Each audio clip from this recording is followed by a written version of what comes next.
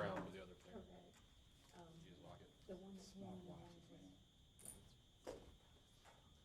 Stops it from, text messages and stuff popping up. Yeah. I said, you go ahead. That's one thing I could never just really think of. I know you can change out the bands and everything. I never.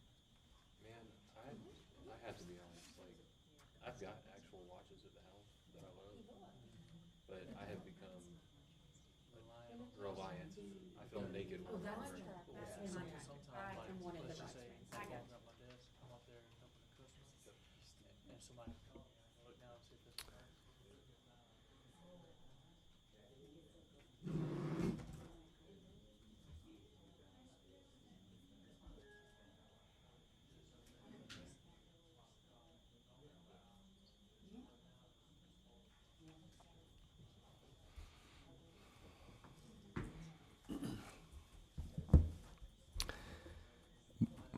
Madam Secretary, are we still waiting for the computer to? It's up, but I gotta get everything, situated. Give me another minute. We will wait a couple of minutes here to make sure everything is running properly. Excuse my voice this morning. I don't have anything contagious for all you guys up here. You're in good shape. We'll figure it out. Worst case, I'll start dialing language, right?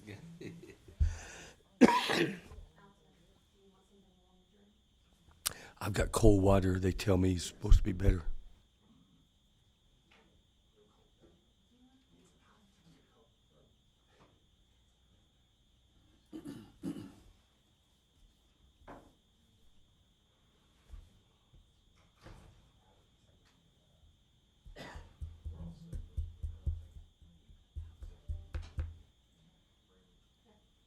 Ready? Can you see my screen? It's a beautiful waves. Oh, I see now. Okay. So we ready? We call this meeting to order of the Escambia County Competency Board, March 4th, 2026. If you would, let's all stand together and do the Pledge of Allegiance. Pledge allegiance. To the flag of the United States of America and to the republic for which it stands, one nation, under God, indivisible, with liberty and justice for all.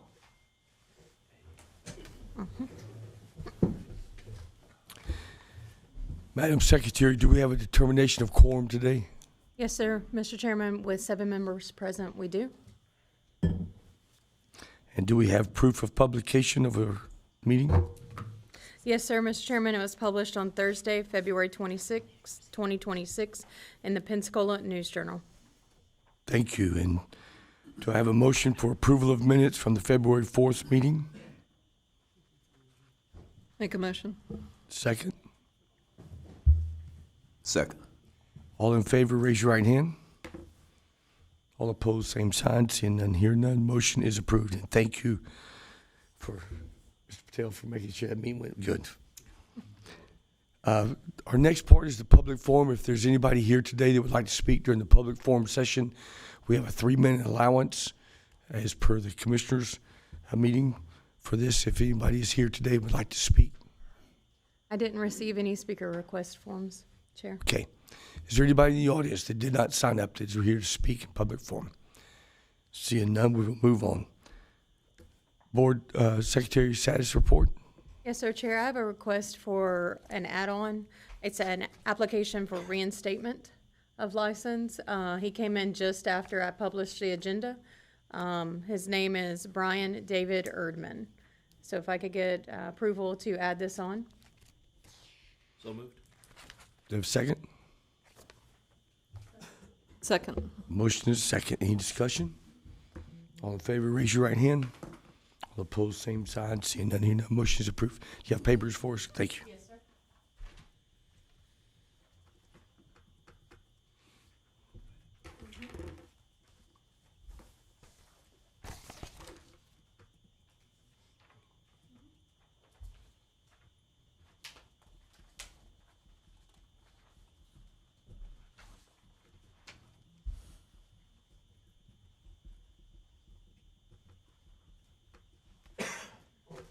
That is all I have. Okay, thank you. And we will move him to number 4 on the contractor applications to give everybody time to look over as well. Okay. Good morning, guys. Good morning. Sir. Absolutely. Our first applicant appearing before you today is Mr. Dalton Walker Hike. Mr. Walker Hike, please come to the podium, state your name and address for the record.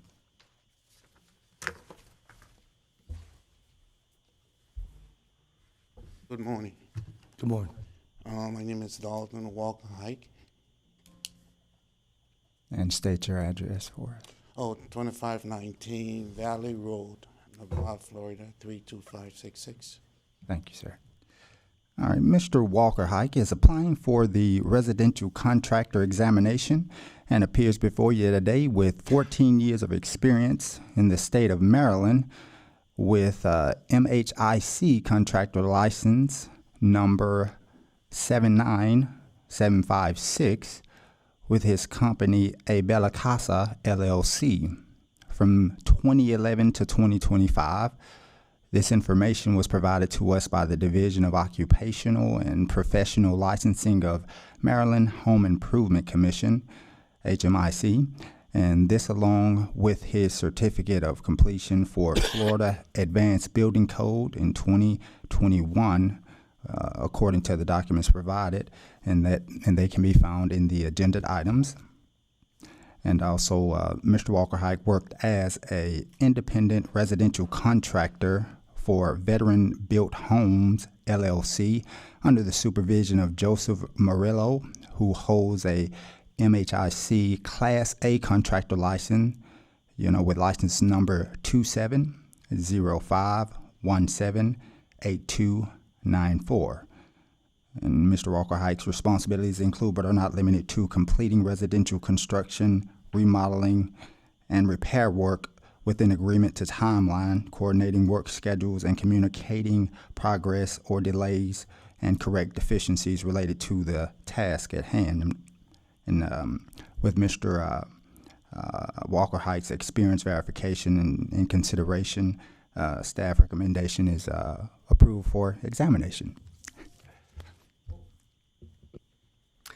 Good morning, Mr. Heck. Would you like to share anything with us this morning? Well, I moved to the state of Florida in 2021, and kind of live in the D.C., Maryland, Virginia area where I did most of my residential work.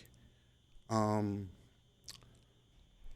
some homes over there, renovated some homes, rental homes, and my wife and I decided, well, we got tired with the 495 and 95 traffic, and we visited some friends here and saw this place and decided, well, why don't we just move out here, find a place, and then we found a land up in Navarre off of PGA Boulevard to the Adam Homes. They're a 3,000 square foot home.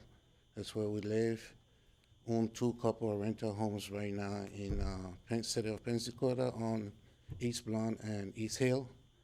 So I'm trying to get my license and see what best that I was doing in Maryland, D.C., Virginia, to bring that to this beautiful city of Pensacola. Wish I can see this. A lot of homes, lands need renovations and work. And with that experience, I hope I can get a license and do the right thing, go through the license procedure, permit inspections.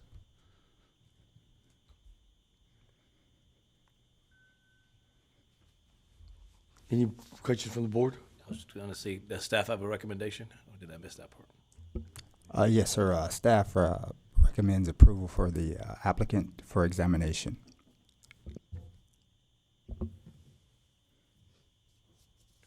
Anybody else have any questions? Entertain a motion. Motion to approve? Do I have a second? Second. I have a motion and a double second. All in favor, any discussion of that? All in favor, raise your right hand. All opposed, same sign. Seeing none, hear none. Motion approved. Congratulations, and hope you do well. Thank you so Very much. good. Thank you for your Yes, sir. time, guys. Yes, sir. Have a good day.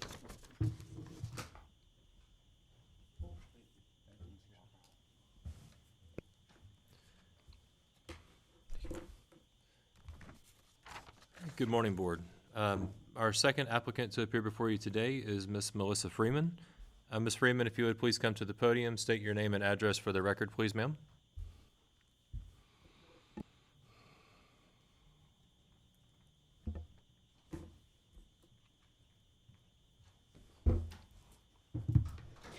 Melissa Freeman, 224 Payne Road, Pensacola, Florida, 32507.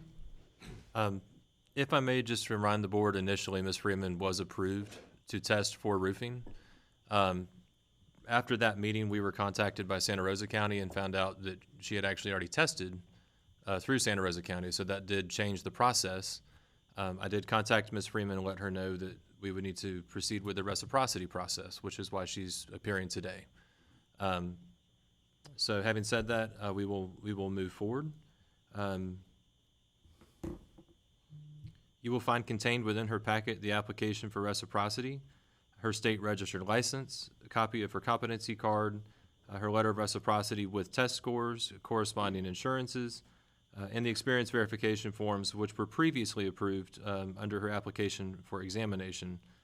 She did also provide the financial history, which was also considered in the last hearing. Ms. Freeman was previously approved, but again, because this is reciprocity, it does need to appear before you. And being reciprocity, we will defer to the Board for approval or denial of this application.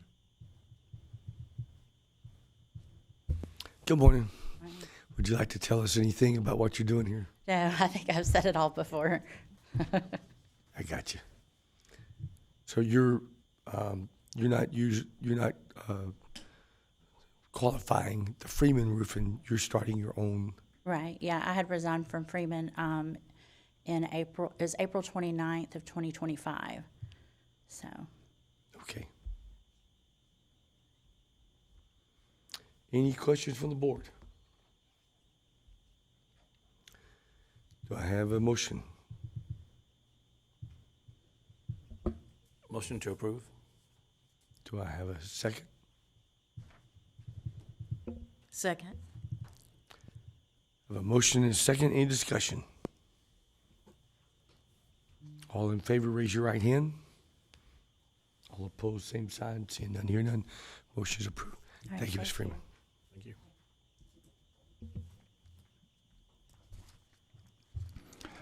Alrighty, our next applicant appearing before you today is Mr.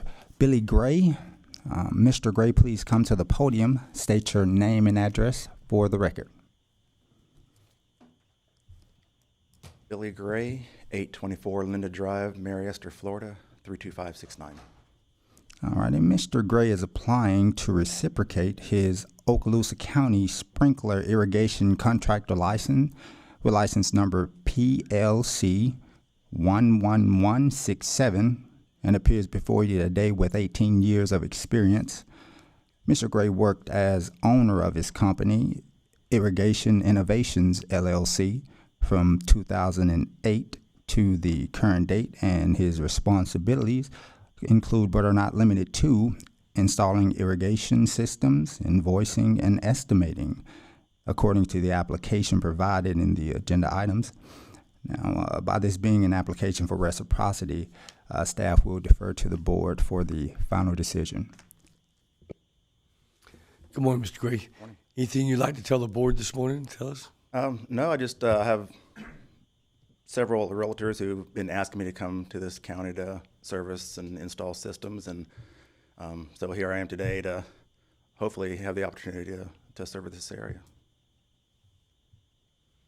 Any questions from the Board? No, sir. Don't know. Oh, please said questions. Do I have questions for the Board? It's okay. I apologize. They're pretty good today. So. Sometimes I would rather not them ask you to. So. Okay. Do I have a motion? Motion to approve? Second? Second. Have a motion second. Any discussion?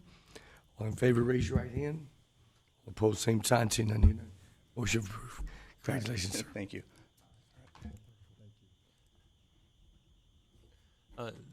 Board, that'll take us to our final item, which was the add-on for Mr. Brian David Erdman for reinstatement of delinquent license. Mr. Erdman, if you would please come to the podium and state your name and address for the record, sir.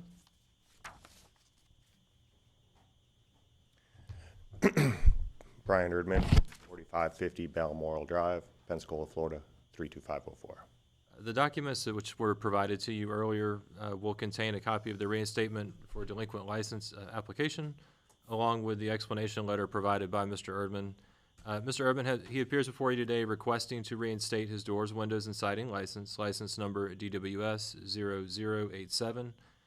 The license was scheduled to be renewed on November 5th, 2017. However, it was not renewed. This makes total delinquency as of today's date 8 years, 3 months, and 27 days. Mr. Erdman has paid the fee to appear before the board. He has submitted his application for reinstatement, and pending the board's approval, is willing to pay the remainder of the fees. He has submitted all needed documents, including his business tax receipt, insurances, driver's license, and has updated all demographic information. Staff did verify the financial criminal history record, which was clear, and we will defer to the board for approval or denial of the reinstatement of this license. Good morning, Mr. Erdman. Good morning. Would you like to address the board this morning? Tell us. Well, I don't have too much to say. I've been working in Escambia County as well as Santa Rosa and Okaloosa for 24 years, subcontracting, and I've been in business, incorporated anyway, since I think 2005, so 21 years incorporated, and I kind of want to go out on my own and stop this subcontracting. So you've been working with local licensed Yes, sir. subcontracting work from them. Yes, sir. And this has been 17 years. Have I been was it the original license? I believe so, yeah. Was it 10-year lapse, right? Ten- 9 years? 9 years. 9-year lapse. 9-year lapse. Did staff verify the involvement in the business of irrigation for the, irrigation is what you're looking for, right? What license? Doors, windows. Doors, and windows. So did we verify the employment history or subcontractor history? We did not. In this case, the license was appropriately issued, so that's not typically something we would do for reinstatement. We would, if it were not beyond the 3 years, then we would pay the due fees and reinstate that license, with the exception of financial and criminal history, of course.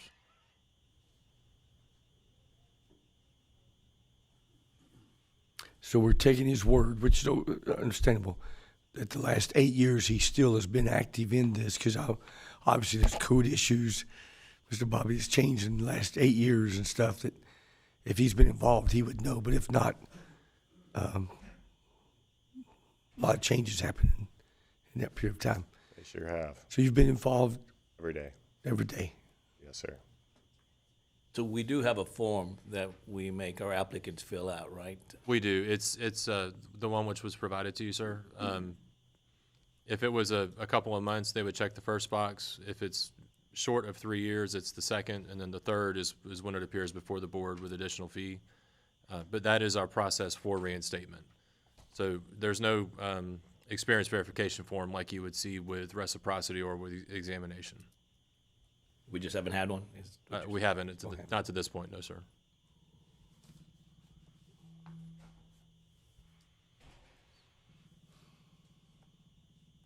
Any other questions?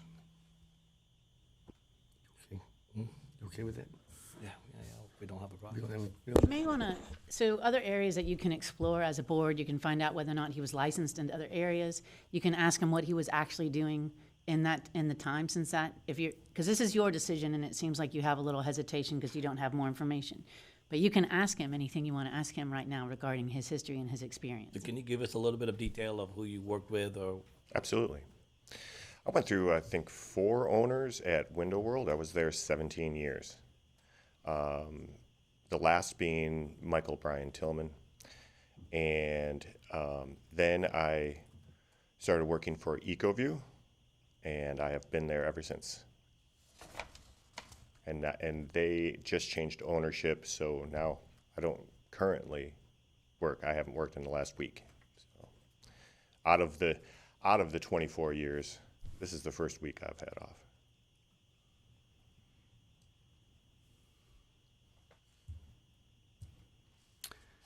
Okay, any other questions? I'll entertain a motion if somebody wants to step up. Motion to approve. Do I have a second? Okay, I have a motion, second. Any discussion up here? No discussion? All in favor, raise your right hand. All opposed, same sign. Seeing none, hearing none. Motion's approved. Thank you. Good luck, man. Thank you so much, Board. That'll conclude our applications for today's meeting. So before we Yes, sir. turn it over, so is it possible for us to have a employment or subcontractor history for even when they're coming in, when their license is expired? If it's been a number of years, That's a simple, we can add that form to the packet. if we could do that. The moving direction forward, of the that'd be board. great. Yeah, I don't want Mr. Urban to think we're questioning his integrity or anything like that, but that length of time, I feel like there is a concern. I mean, it could be that he just was out fishing for 8 years, you know? And there was a lot going on in the business world of, you know, that he would not be up to date with. So I think that would be a great thing. I concur with that. We'll get that added to the packet, sir. All right, thank you. Thank you, Mr. Urban. Okay, moving to the probable cause hearings. Yes, sir, Mr. Chairman. Our first item for probable cause is Jacqueline Jackie Roberts, doing business as Right Now Roofing LLC, state certified license number CCC 1331763, contractor competency board complaint number 2512115 COM. It's in regard to Dave Gilbert, complainant at 308 Bayshore Drive, Pensacola, Florida 32507. Ms. Roberts, are you present today?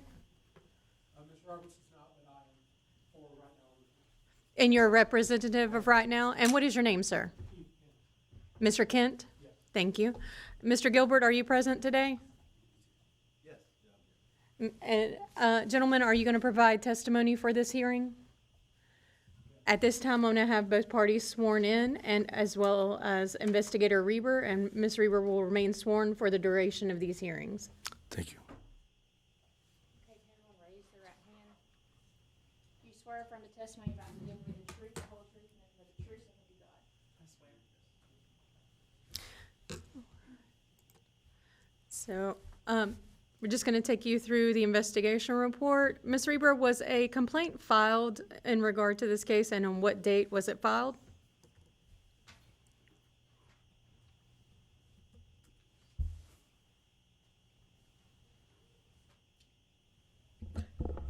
December 21st, 2025. And was a case number assigned to this case? Yes, it was 2512-115 COM.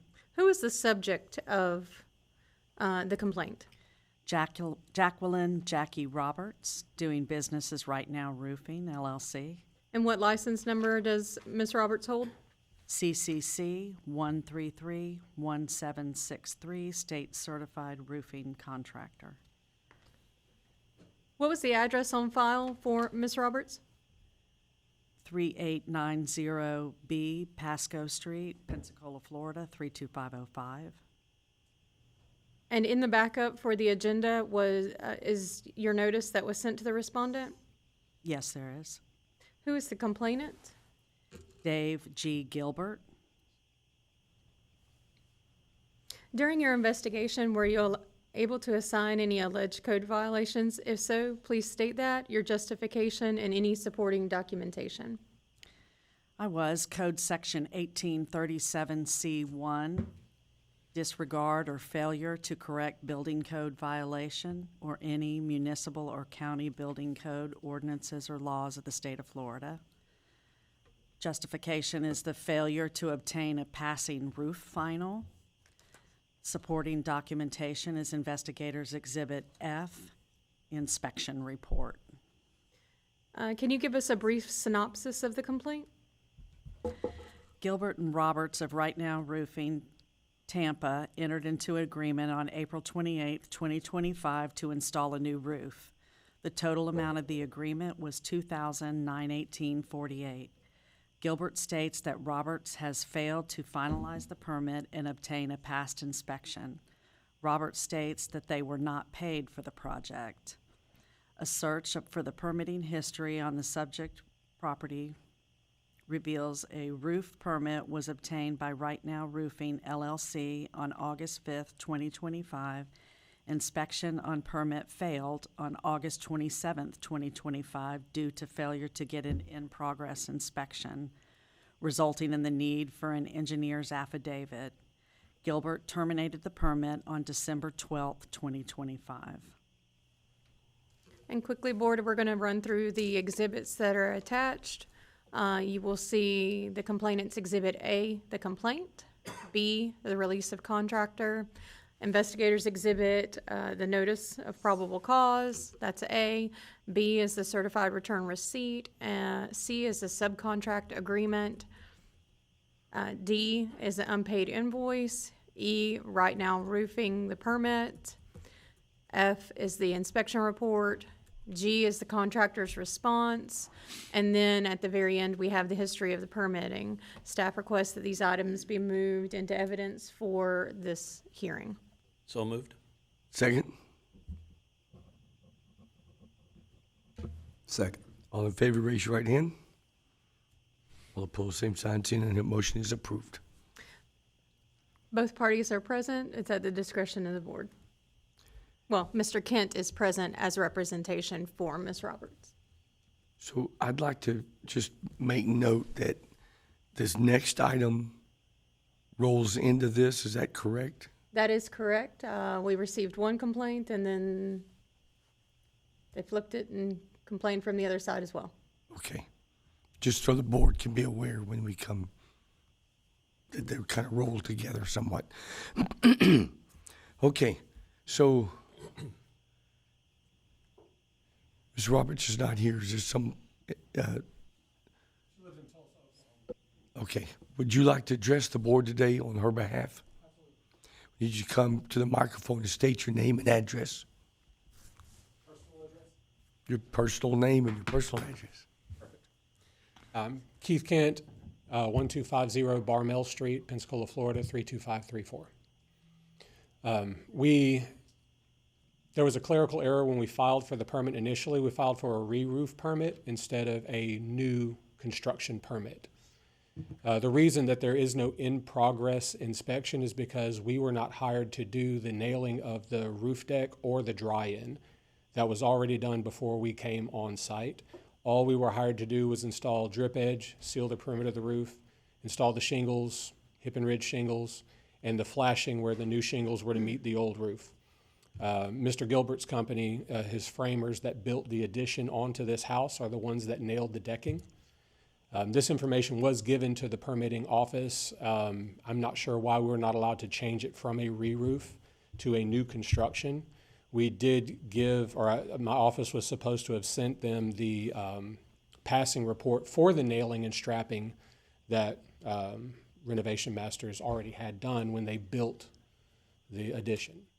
So that's why we could not get a mid-roof inspection because, or an in-progress inspection, because we did not do the nailing of the roof deck and we did not do the dry-in process. And Mr. Kent, can you just let the board know your affiliation with Right Now Roofing LLC? I'm a manager for Right Now Roofing LLC, a project manager, and I was the installer for this job. I need some help. Mr. Bobby, you can help me with some of this. How long have you been project manager in this area for roofing? 6 years. 6 years. In progress roofing inspection has to do with the shingle install, not decking. Is that correct? So it can be both. So when I first got on here, the wind load inspection used to be a roof in progress inspection as well. Roof bump. But recently, probably a couple years back, it's changed where now it's you got to have a separate roof in progress inspection. Right. So while the shingles are being installed, an inspector has to be on site during the install. Yes, sir. Check That's- the underlayment and nail pattern. Right. And that's been going on for the last couple of years. Okay.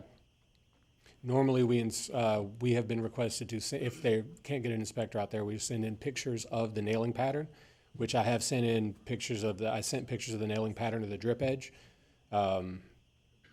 It's 4 inches of roofing cement. We do 8 inches of roofing cement around the perimeter. And then the nailing pattern for the starter shingles, and then also the nailing pattern for the field shingles.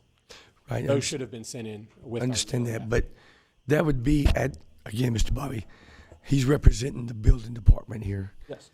That would be at the discretion of the inspector, whether they send pictures or he would have to do a visual site inspection. Just for record purposes, we still have to have that inspection called in, even if the inspector is willing to accept the pictures, because it's his license, he's signing off on the Right, inspection. right. So it's still at his discretion, but we still have to have, for record purposes, that roof in progress scheduled and called in. I believe it was scheduled.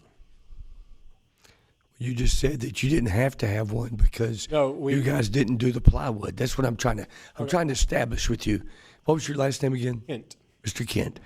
I'm trying to establish with you that inspection was still necessary regardless of whether you guys did the plywood. Because from what I heard you say from the beginning, you did not have to have it because you did not do the plywood. I want to establish you did have to have it because that's not the plywood, that is the shingles. And I'm correct, right? Yes, sir, that's correct. Okay. I just want to establish that up front because you did have to have this inspection. Yes, sir. I understand that. I'm not sure exactly how the process, because my office handles most of the processing. Our home office in Tulsa, Oklahoma. When I was handling it here prior to the change, I was handling everything here before they got it set up in Tulsa. We would schedule everything and we would submit everything with a roofing affidavit with pictures. Now, over the past 3 years, the office in Tulsa has been handling it, and I've been out of the loop on that side of it, so I was not aware of the change.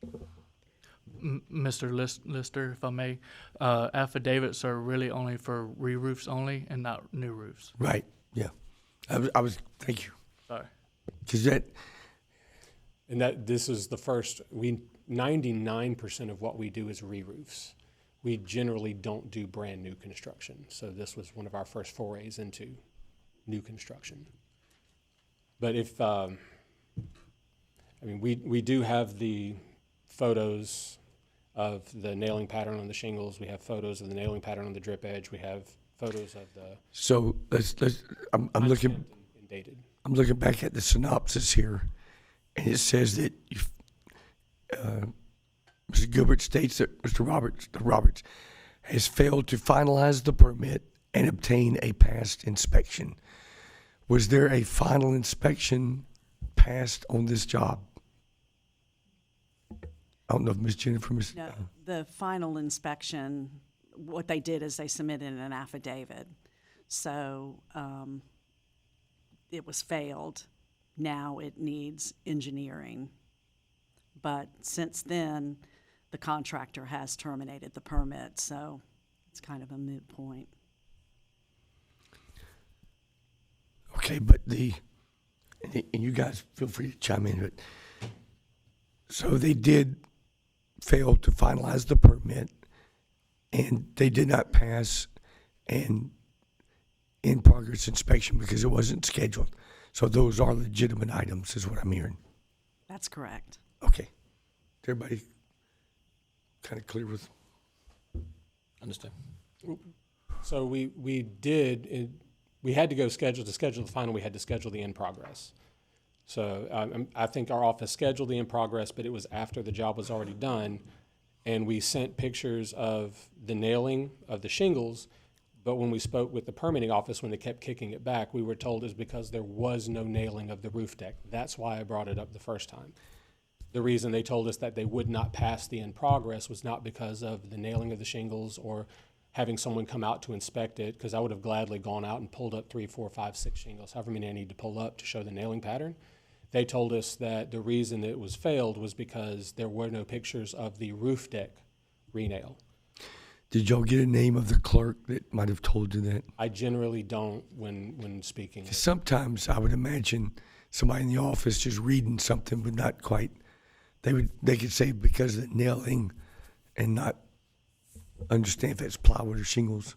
So sometimes whenever the inspector on site, they may do a strapping and nailing or wind load, but they didn't necessarily check the roof decking because it used to be included in our wind load as part of it. But now that since we have a separate inspection just for that, they may have not have verified that. So that's probably what he was told by the inspector or somebody in the office. Somebody in the office. Just to add another component, I'm gonna bring up the inspection report and draw to your attention the details. It was actually Bobby that, failed the inspection per our deputy building official. So the deputy building official looked at the pictures and made that determination that it will need an engineer's affidavit. So it wasn't just the inspector, it was the Right. deputy building official at the time that made that determination. And to do that, of course, you have to have an engineer letter. And y'all never attempted to do that? We don't really have, that's something my office normally handles. I generally don't reach out to engineers. So I'm not sure if they did or not. Anybody here have any questions?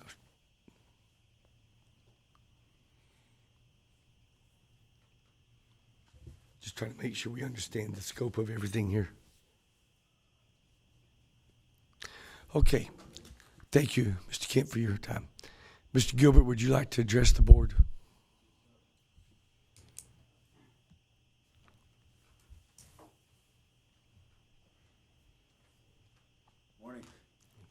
Morning.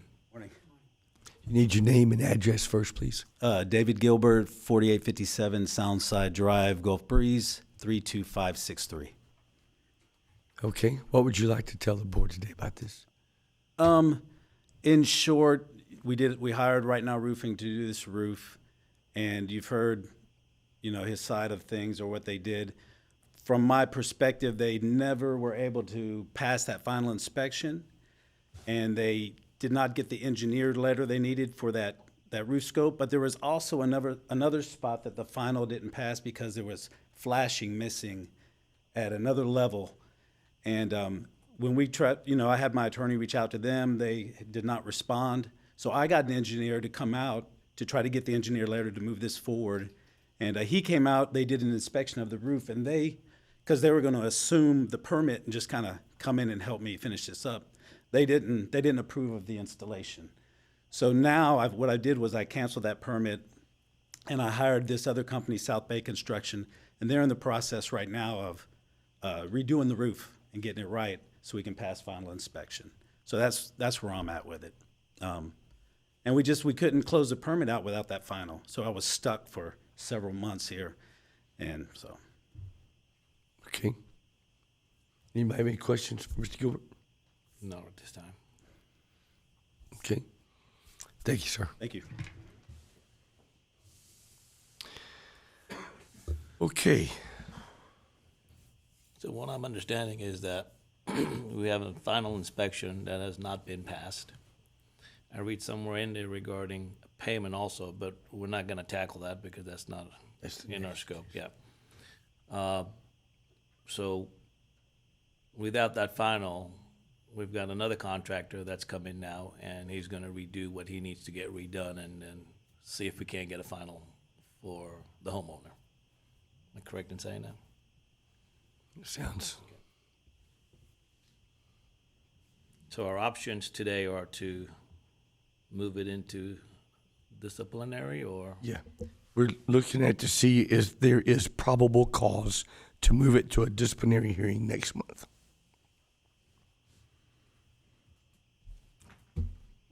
Your chairperson's correct.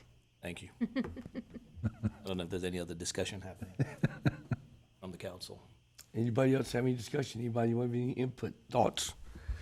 Speak now or forever, right? Okay. Do I have a motion of which way to go with this? I'll make a motion to move to probable cause hearing. Move to disciplinary. Yep. this- Move to disciplinary. And I have a second, do I? Second. Okay. I have a motion, a second, to move to probable cause to disciplinary hearing. Any discussion? All in favor, raise your right hand. All opposed, same sign. Seeing none, hearing none. Motion is approved to move to disciplinary hearing. What's the date of the next hearing?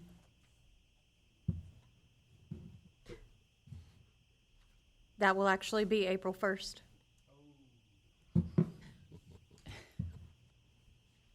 Lovely. First Wednesday of the month. I can't help it. There will be a lot of fun at that meeting. Oh, boy. Okay, our next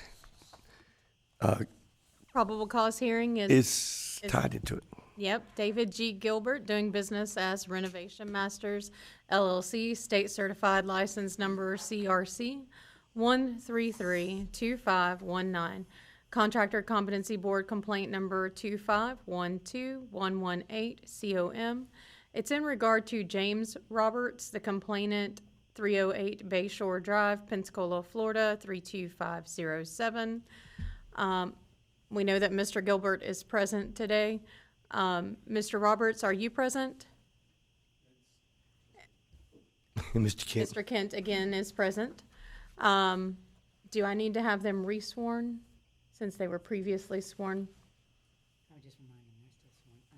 Yes, both parties, as Christie just stated, you are and still remain sworn from the previous hearing.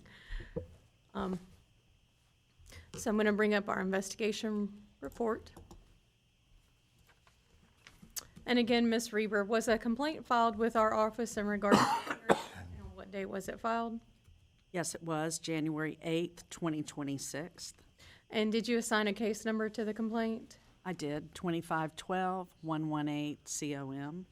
And who was the subject of the complaint? Dave G. Gilbert, doing business as Renovation Masters LLC. And what is the address on file for Mr. Gilbert? 4857 Soundside Drive B, Gulf Breeze, Florida, 32563. What is Mr. Gilbert's license number?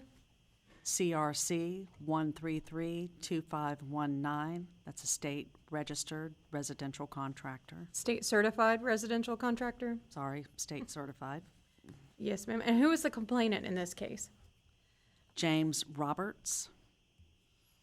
And during your investigation, were you able to assign any alleged violations? If so, please state the code section, your justification, and any supporting documentation. Code Section 1837D8, mismanagement or misconduct causing financial harm to a customer. First violation is $100 to $5,000. The justification is failure to pay subcontractor. Supporting documentation, Complainant's Exhibit C, unpaid invoice from Right Now Roofing Tampa, dated 7/22/25, in the amount of $3,168.48, which includes a $250 late fee. Can you take us through a brief synopsis? Gilbert and Roberts of Right Now Roofing Tampa entered into agreement on April 28, 2025, to install a new roof. The total amount of the agreement was $2,918.48. Roberts alleges that after the roof was completed, Gilbert failed to pay for the work. Gilbert states that Roberts failed to finalize the permit and obtain a past inspection. A search of the permitting history on this project reveals a roof permit was obtained by Right Now Roofing LLC on August 5th, 2025. Inspection on permit failed on August 27th, 2025, due to failure to get an in-progress inspection, resulting in the need for an engineer's affidavit. Again, board, both parties are present. This is the same job address as the previous one. And I do want to take you through our exhibits so we can move them into evidence. We have Complainant's Exhibit A, the complaint, Exhibit B, subcontract agreement, Exhibit C, the unpaid invoice. Our investigators Exhibit A, the notice, B, the certified return receipt, C, the permit, D, the inspection report. E, again, the response to complaint, and then the history of permitting for Mr. Gilbert. Staff would request that all of these items be moved into evidence for this hearing. So moved. Second. Second. All in favor, raise your right hand. All opposed, same sign. Seeing none, hearing none, motion is approved. Okay, would the board like to hear from those again, or is this what?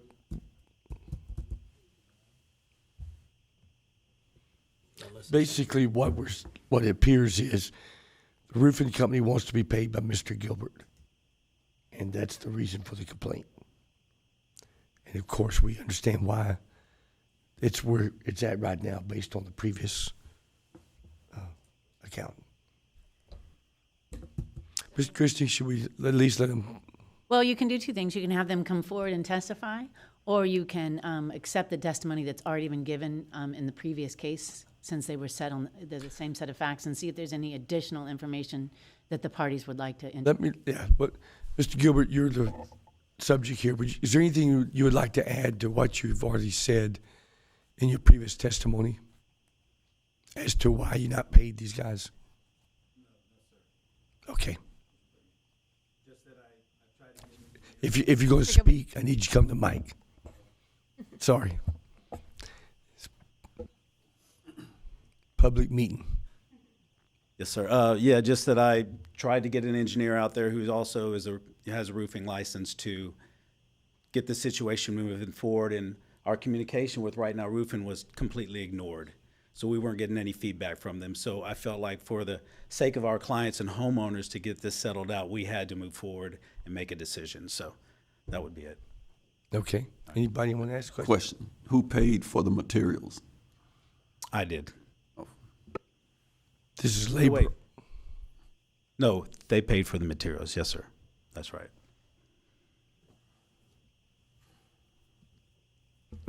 So you don't think you need to pay them for that if you're not going to tear it out and redo it? We are tearing it out and redoing it. Yes, sir. That's happening right now, actually. According to the inspection from South Bay, the nailing pattern on the shingles, the flashing and the tying was holding water up where they tied into the other roof, because there was an existing roof that was tied into. So all that failed according to their inspection. So that's what we decided. We're just going to start from scratch and make sure everything's right. And all the inspections are right.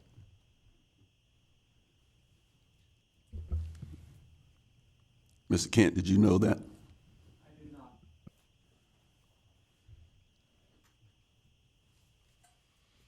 And you did have you've done an engineering report? No, sir, just an inspection. Just an inspection? Yes, sir.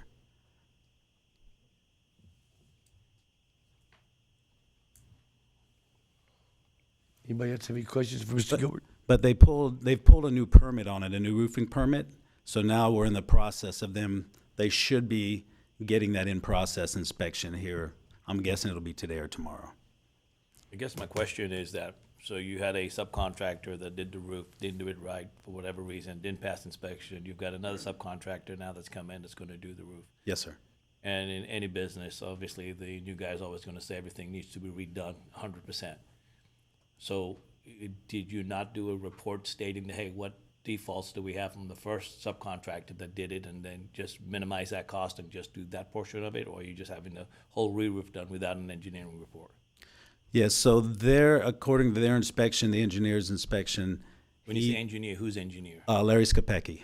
So is he with a roofing company, or is it? Yes, sir, both. Okay. They're engineers, but they're also a roofing company and construction company. Okay. And according to their inspection, they had lifted up several tabs throughout and said that the nailing pattern on the shingles would eventually leak water, and they weren't going to assume responsibility for that. So. And I'm taking you documenting all this. Yes, sir. Yeah. Yes, sir. Yeah, at this point, the homeowners have attorneys involved trying to finish it out, and so do I. So we're documenting everything and just trying to get it finished out. And you were the contractor that was hired by the homeowners? Yes, sir. And then you hired the subcontractor to come in? Yes, sir. Yep. Just Has the homeowners paid you for the job? No, sir. For the roofing? No. We're wait, that's Okay, another so- part. So they haven't paid you in turn, you didn't pay for it? Yes, sir. Yes, sir, Mr. Paul. Get your microphone. What kind of effort did you extend towards the roofing subcontractor to come out and do the work? Was there any communication between the both? Between Right Now Roofing? That's right. Yes, sir. We mailed them after the inspection. Now that this attorney's communicating, so my attorney communicated with theirs directly. Hey, these things have failed. Are you going to come out and fix it? No response. And then we communicated with them. Now we're going to tear off and redo it. Do you want to come remediate this? And this was probably not with Mr. Kemp, but with their attorney in their office. And there was no response to that either. So they've had time to respond, in my opinion. About how much time was that? Month, and then the last one was about a week. We gave them a week on the, but this has been going on for several months before that. Okay, So, thank you. yes, sir. And this is the first time you've used a subcontractor, or have you? No, we've used it on a couple other ones also. And those went okay? Yeah, a couple of them did. We do have another one, a larger one that around the same time as this is not going okay. So, Same company? yes, sir.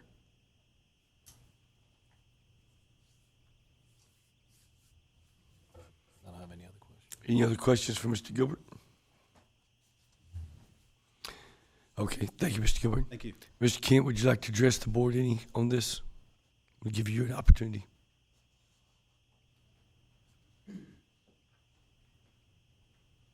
I just want to say that I was not made aware of any communications. In fact, we had reached out a couple of times to see what the holdup was, why we weren't getting paid, what was going on. And we also did not receive any reciprocity. He did not speak to my office. He didn't, when I've shot text messages or made phone calls, he will respond to text messages, but they're in generalities. So we know, I'm not aware, like you said, if it's attorneys communicating, they're probably not going to communicate with me, but I was not made aware of any of those issues. So I had no idea the flashing was holding water, and I know for a fact they were wrong about the nailing pattern on the shingles because they're hand-driven, and I would have liked to be out there while that inspection was going on to see what they were talking about. I'm sure you've taken pictures of your. Absolutely.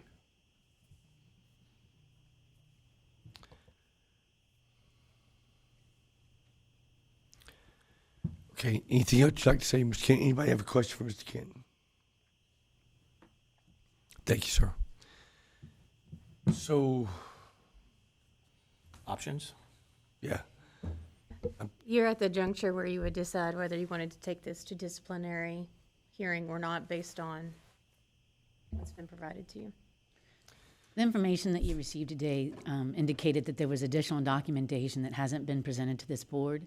So your other option is to continue the probable cause hearing on this issue, on this one, and see, because you appear to have hesitation. So you could continue it and see if you can get the additional documentation that you've been told about today thank you. before you make a probable cause determination. I was curious about that because even though the engineer/roofer has not given a report, there was an inspection done, and surely there's some documentation of that nail pattern, et cetera. So I feel like there's more information. I see everybody's head gone. And also there was mention of communications. Yes, that's the second part. Between the companies, yes. I think the board, y'all stop me if I'm off, definitely some type of verification of this inspection, whether or not it be a complete report, so we can know more about these nail patterns. And second of all, some type of evidence of the communication between the attorneys to let them know that they did have a window. Because Florida has laws that a subcontractor builder has a right to fix it themselves before it moves into anything else. So we want to make sure that we're not overriding some stuff here. So then you would just need a motion to continue the probable cause hearing. And then ask for this information. So I'll make a motion to continue the probable cause hearing and to request additional information that we can use towards this case. Second. All right, I have a motion, second, any discussion? All in favor, right hand. All opposed, same sign, seeing none, motion is approved. We will move that, stay it until next month for probable cause.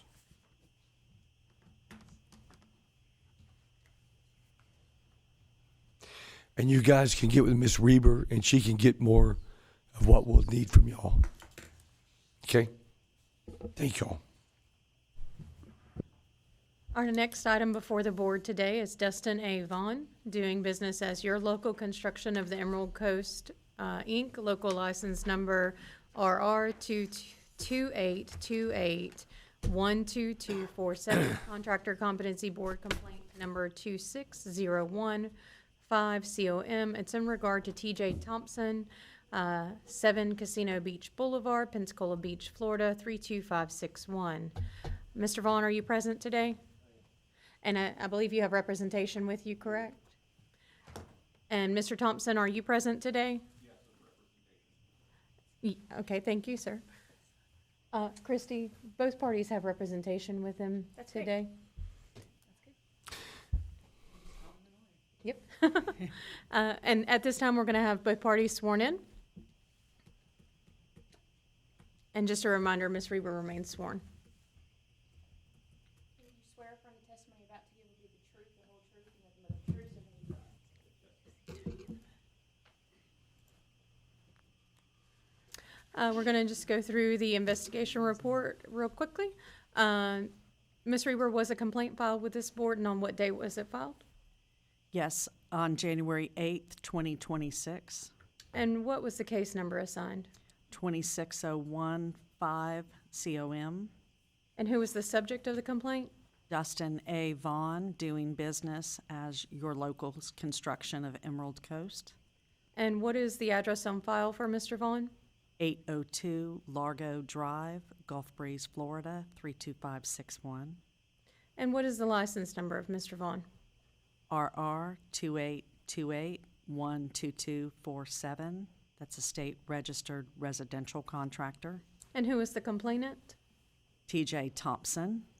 During your investigation, were you able to assign any alleged violations? If so, please state the code section, your justification, and any supporting documentation. Code Section 1837D9B, contracting beyond scope of practice allowed by license, no safety hazard. The first violation is $500. Justification, a residential contractor cannot perform work on a commercial building. My supporting documentation is Investigators Exhibit C, estimate dated August 11th, 2025, from Vaughn to the Santa Rosa Island Authority to re-roof a commercial building with a standing seam system. Can you take us through a brief synopsis of your investigation? On August 11th, 2025, Dustin Vaughn, doing business as your local construction of the Emerald Coast, submitted an estimate to the Santa Rosa Island Authority to re-roof a commercial office building with a standing seam roofing system. Vaughn was awarded the project and subsequently subbed the project out to a state licensed roofing contractor, Condor Construction, LLC. Condor Construction alleges that his company performed the work utilizing his own crew. A search of the permitting history on this project reveals a roof permit issued to Condor Construction on October 1st, 2025, with the final passing inspection performed on October 9th, 2025.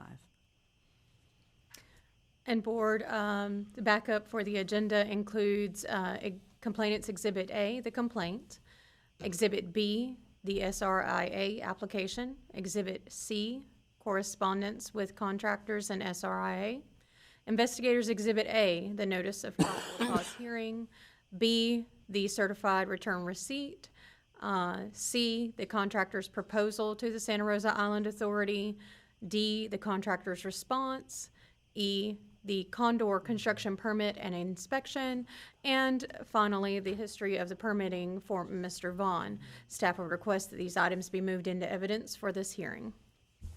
So moved. Second. Second. All in favor, raise your right hand. All opposed, same sign. Seeing none, here, motion is approved. Both parties are present along with representation. Okay. Would Mr. Vaughn like to speak to us today, or his representation? Good morning, Board. Good morning. My name's Steve Luongo. I'm an attorney with Clark Partington, representing Mr. Vaughn and your local construction company. Since this complaint was filed in January of 26, there's been a civil litigation complaint filed in Escambia County on the 24th of February. So that precludes us in the matter of keeping our legal interest and defenses open to presenting evidence and testimony, which we do have. We do believe that we have defenses to this claim and the evidence submitted, as well as, if not defenses, full defenses. We have certainly significant mitigation that should be apprised and presented before the board. However, with the ongoing litigation, it would be improper to present that evidence now before your hearing. We would ask for these proceedings to be stayed for an indeterminate amount of time for that civil procedure and lawsuit to be rectified so that we can present a case before the board here today. Ms. Christie, we are not civil. We are in a different realm. Please enlighten us. Right, you are, you're correct. And you can, and whatever happens in the civil world does not necessarily affect Right. where this case goes and your probable cause findings. You already have evidence before you. You could take, not necessarily testimony, but you could hear from the attorney who may want to, who could state his client's position. He could certainly do that, but also, you know, it makes sense that his client would not give a sworn statement at this point when litigation is pending. So that's up to the board. You may want to know how long they anticipate the litigation will exist. You may want more information from Jennifer Hampton or your investigator regarding what's the situation, who's the victim here. I believe, if I recall correctly, this is a roofing that occurred at Santa Rosa Island Authority, and that roof did pass inspection. Is that correct? Yes, Okay. that is correct. So this project does involve the Santa Rosa Island Authority, who is also a named co-defendant with us in that lawsuit. That lawsuit is not brought on behalf of any workmanship issues or any faulty there. There's a multi-count lawsuit involving criminal conspiracy, injunction relief, and a host of other charges that we find are invalid and without cause. So we are going to take the proper necessary precautions to respond to that legally. If not at a proceeding standpoint, we certainly feel that we have a strong case to dismiss those counts at a motion for summary judgment once evidence is submitted in that civil case. I do understand and identify the complexity of the hearing here today and the quagmire that we're in. I can answer as many questions as I can on behalf of Mr. Vaughn and your local construction company with the evidence that's been presented to me, if that will help enlighten the board and kind of apprise them on the full situation, which I think is important for them to have. Do you have any, and this is probably a very opening question, time frame? That's a dangerous question. Yeah. When,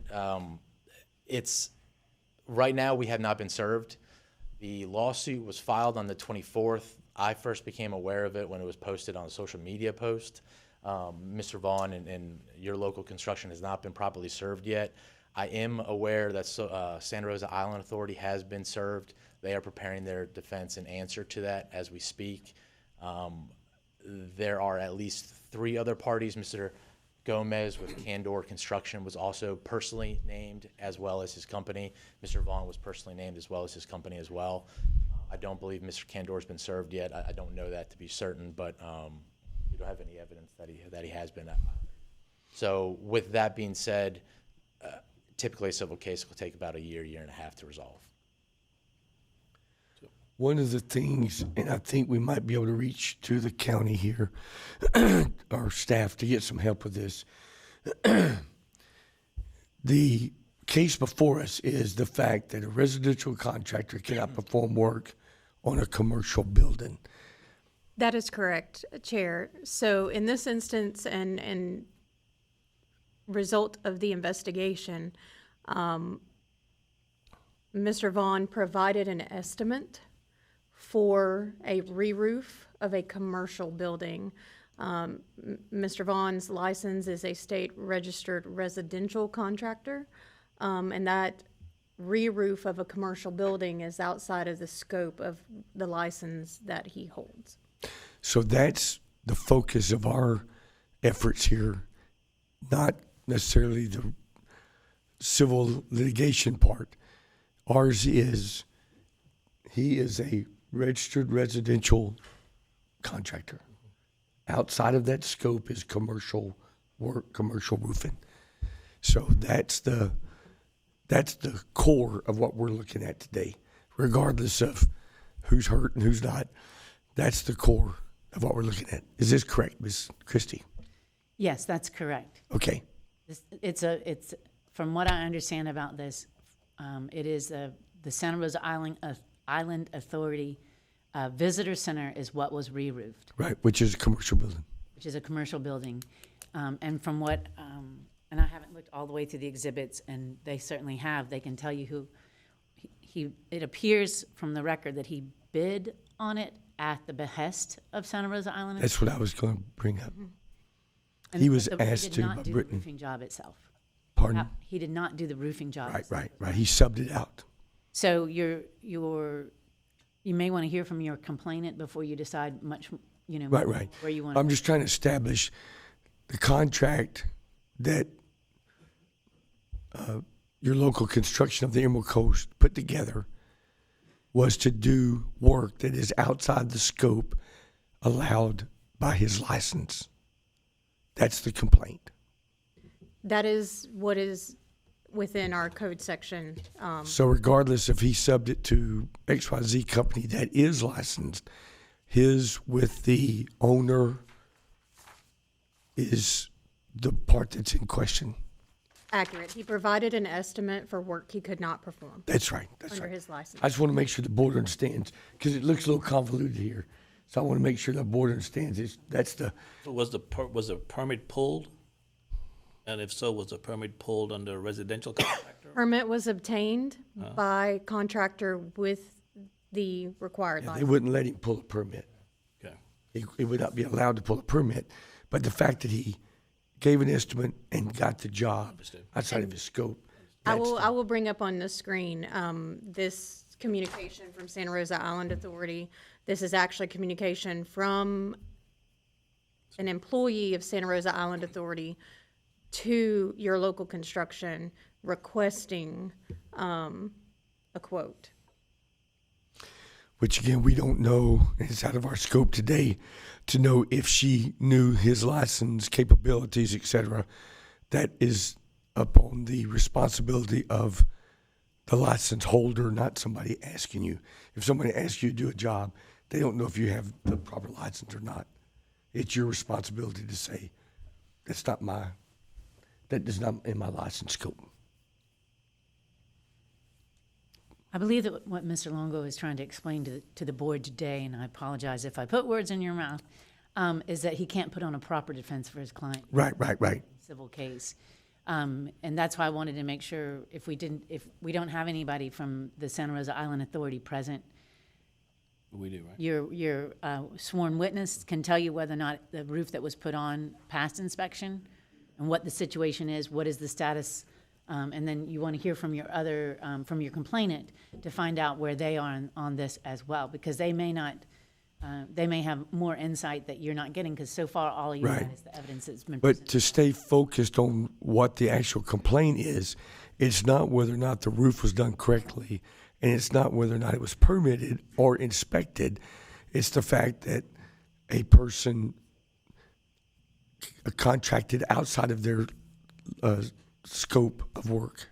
Right. I only bring that information to your attention because I know that at this point, Mr. Luongo is basically asking you for a Right. So I'm just pointing out the things that we have had contractors, and we have sat on these meetings before where we had contractors who were doing things that left people in horrible situations. Right. Yeah, and Right. And I don't think, I just want to make sure when someone asks for a continuance, that although we don't have to follow what's happening, and you don't have to follow what's happening in the civil courts, just keep in mind that you do want to allow somebody due process of law and the Right. present. We don't have a homeowner who's been hurt and affected by poor workmanship, et cetera. Right, and that's why I point out this is a situation that when you consider whether or not you want to continue this or you want to move forward on this, Right. you don't have somebody that's, the building that was roofed is the defendant in the civil case, so they're going to have trouble also. Right. But again, our scope goes back. That's why I'm trying to make sure the board understands that's not the questions. The question is not, was it roofed properly? The question was, did somebody that's not in their scope of license bid on, sign a contract to do work that's outside of their realm? That's the whole.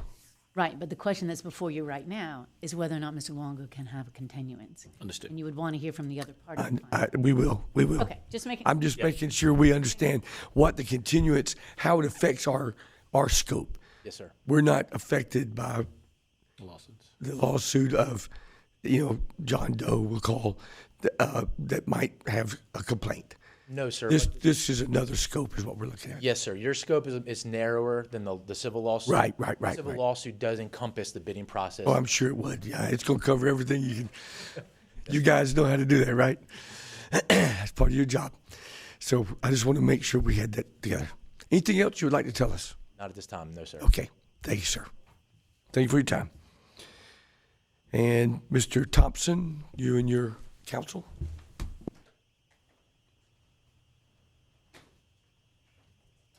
Morning. My name is Dennis Green. I'm an attorney. I represent Mr. T.J. Thompson, Shorebreak Metal, Island Time Builders. And I think the board's hitting right on the correct position here.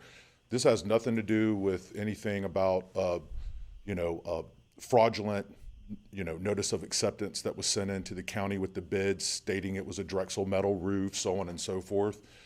This is simply, did a registered residential contractor bid for a roof on a commercial building? Did they invoice for it? And did they get paid for it? And the answer is yes, yes, yes. I think a stay would be improper. The board's not going to get into the particulars and the minutia of the civil litigation like we are. Clearly here, the only thing that's being looked at is what license does he have? Was he allowed to do that contracting? Did he perform that? That's it. So I think a stay would be improper at this time. Litigation right now, heck, it could go on for 2-3 years. Who knows? Even though the Florida Supreme Court is trying to put their foot down on that and set case deadlines and management orders that are pretty strictly complied with. Right now, I think we're pushing 2 years.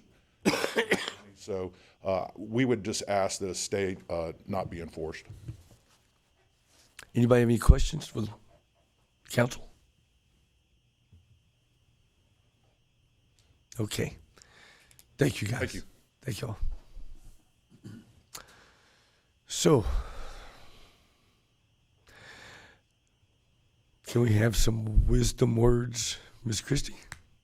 No, I have no wisdom. You have wisdom. You're careful with how you disperse your wisdom. So what I've heard from today, and I have limited experience in civil law, but what I've heard today is that so far there hasn't been service of the documents that need to be served on the defendants. Is that correct, Mr. Luongo? Your client hasn't been served, and that's what triggers the time. Once that happens, then the time starts, the deadlines start. Correct. We'll have 20 days to file an answer or responsive pleadings. Okay. So, and do we know how long or when did they start their case? It was filed on February 24th. I believe the Santa Rosa Island Authority might be the only party that has been served. Okay. So, you.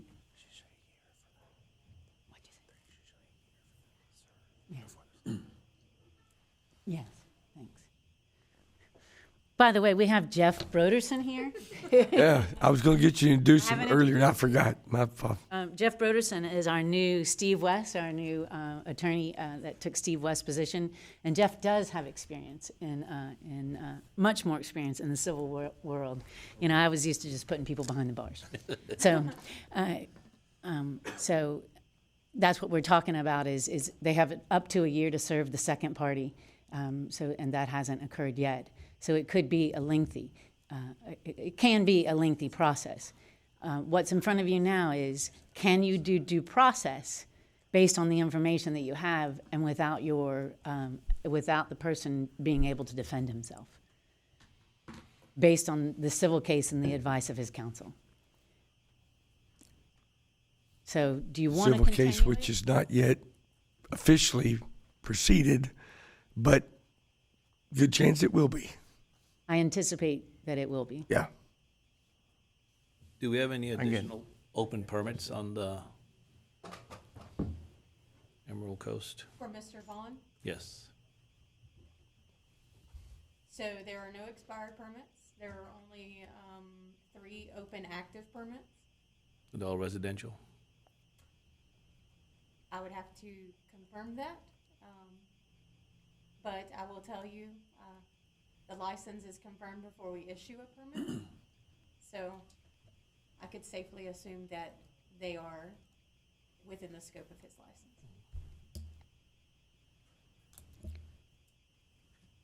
Mr. Paul?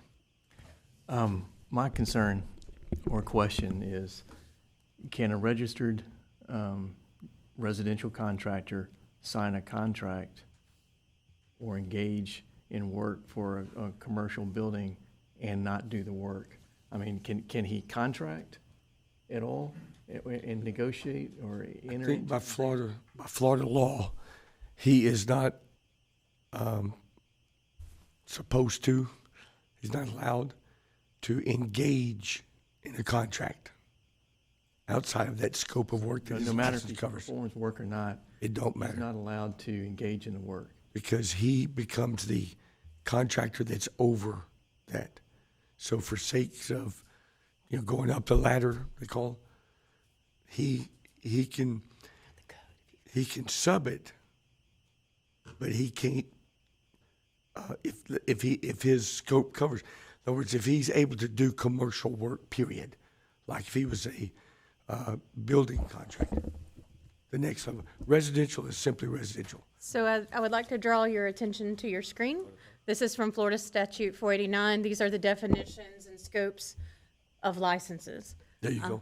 C. You see item C there, residential contractor means a contractor whose services are limited to construction, remodeling, repair, or improvement of 1 family, 2 family, or 3 family residences not exceeding 2 habitable stories above no more than 1 uninhabitable story, and accessory use structures and connections in connection therewith. So that is the scope of what Right. that license can do. So as a comparison, you look at B, the first thing is limited commercial and the residential. Well, I'm differentiating between services and contracting.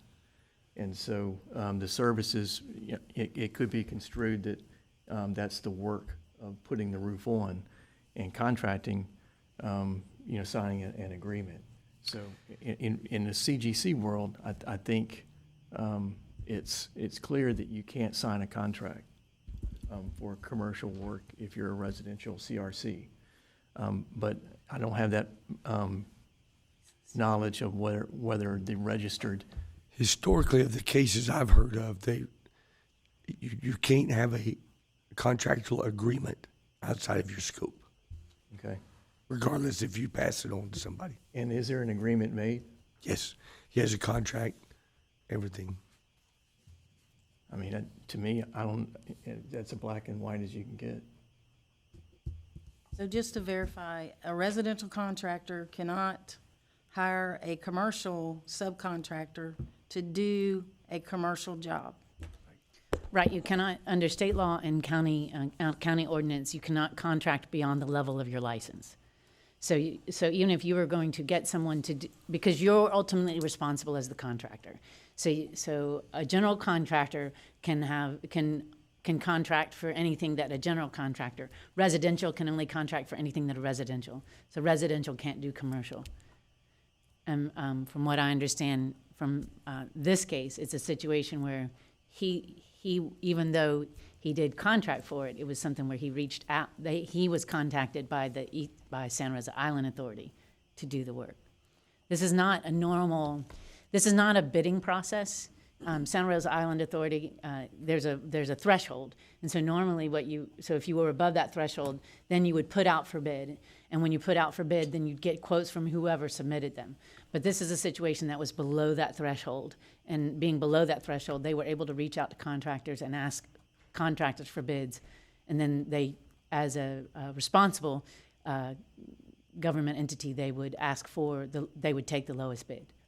So that's the situation. The lowest quote, not a bid, because this was not put out for bid. So to answer your question, yes, but residential is limited to residential. There's 3 categories: general, building, and residential. General is unlimited. Building is commercial and residential up to 3 stories. Residential is simply residential. Nothing in the commercial realm. Up to 3 stories. Thank you. It's kind of a short version. It's deeper than that, but. So, yes, Mr. Paul, yeah. And I should clarify when I say due process, I'm not talking about procedural due process. If you allow his attorney to speak for him, he could still put on a defense. You're just not going to be able to hear from Mr. Vaughn. So let me ask you this. So again, going back to the focus, signing a contract outside of the scope allowed, would they be able to answer that, his counsel, any questions without meddling into the civil? And maybe your partner can help us with that some too. I mean, what's... You'd have to ask his attorney and see if he's comfortable with that.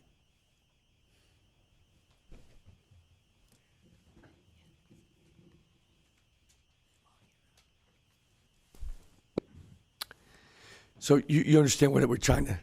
If you could re-ask it, I would. Okay. So we're trying to do the zero-in focus and not catch all that's going on around it. Yes, sir. The focus of a residential contractor signed a contract, implemented the contract, finished the contract, got paid for the contract outside of his scope of work. Yes, sir. Okay. Would you be able to give us any input in just that arena? We're not trying to get into all the civil stuff. That's not where we belong.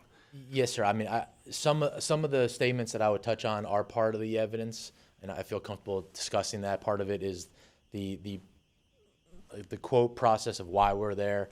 Obviously, this complaint was not made by the person who paid for our services, right, got right. the roof done. It's a third party. It's made by somebody else who lost out on that process, and now they're angry, right? So that's why we're here today. Right. Again, I think the evidence supports it and shows it that Mr. Vaughn, he didn't proactively seek this job. It was sought upon him, and it was performed by somebody who was licensed to perform the work. So those, while they may not be complete defenses under law, they are certainly mitigating factors that I think is important for the board to hear. And that's kind of the crux of what I would go into in a more elaborate sense if the board would need it or want it to. And certainly we could have the Island Authority here and give a statement if they would be so moved to do, either through council or their director. I've had communications with them as well, discussing the project, discussing this complaint, discussing the lawsuit. So Mr. Paul broke it right in, and this is probably the main crux of where we would be looking at. And would you be able to offer input into the fact that, they were asked by a party that we don't know if they know what kind of license he has or not. That's not our scope. But it was accepted by a gentleman that is not able to do that scope of work.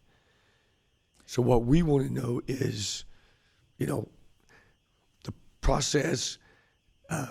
Did he not even know that he couldn't do it?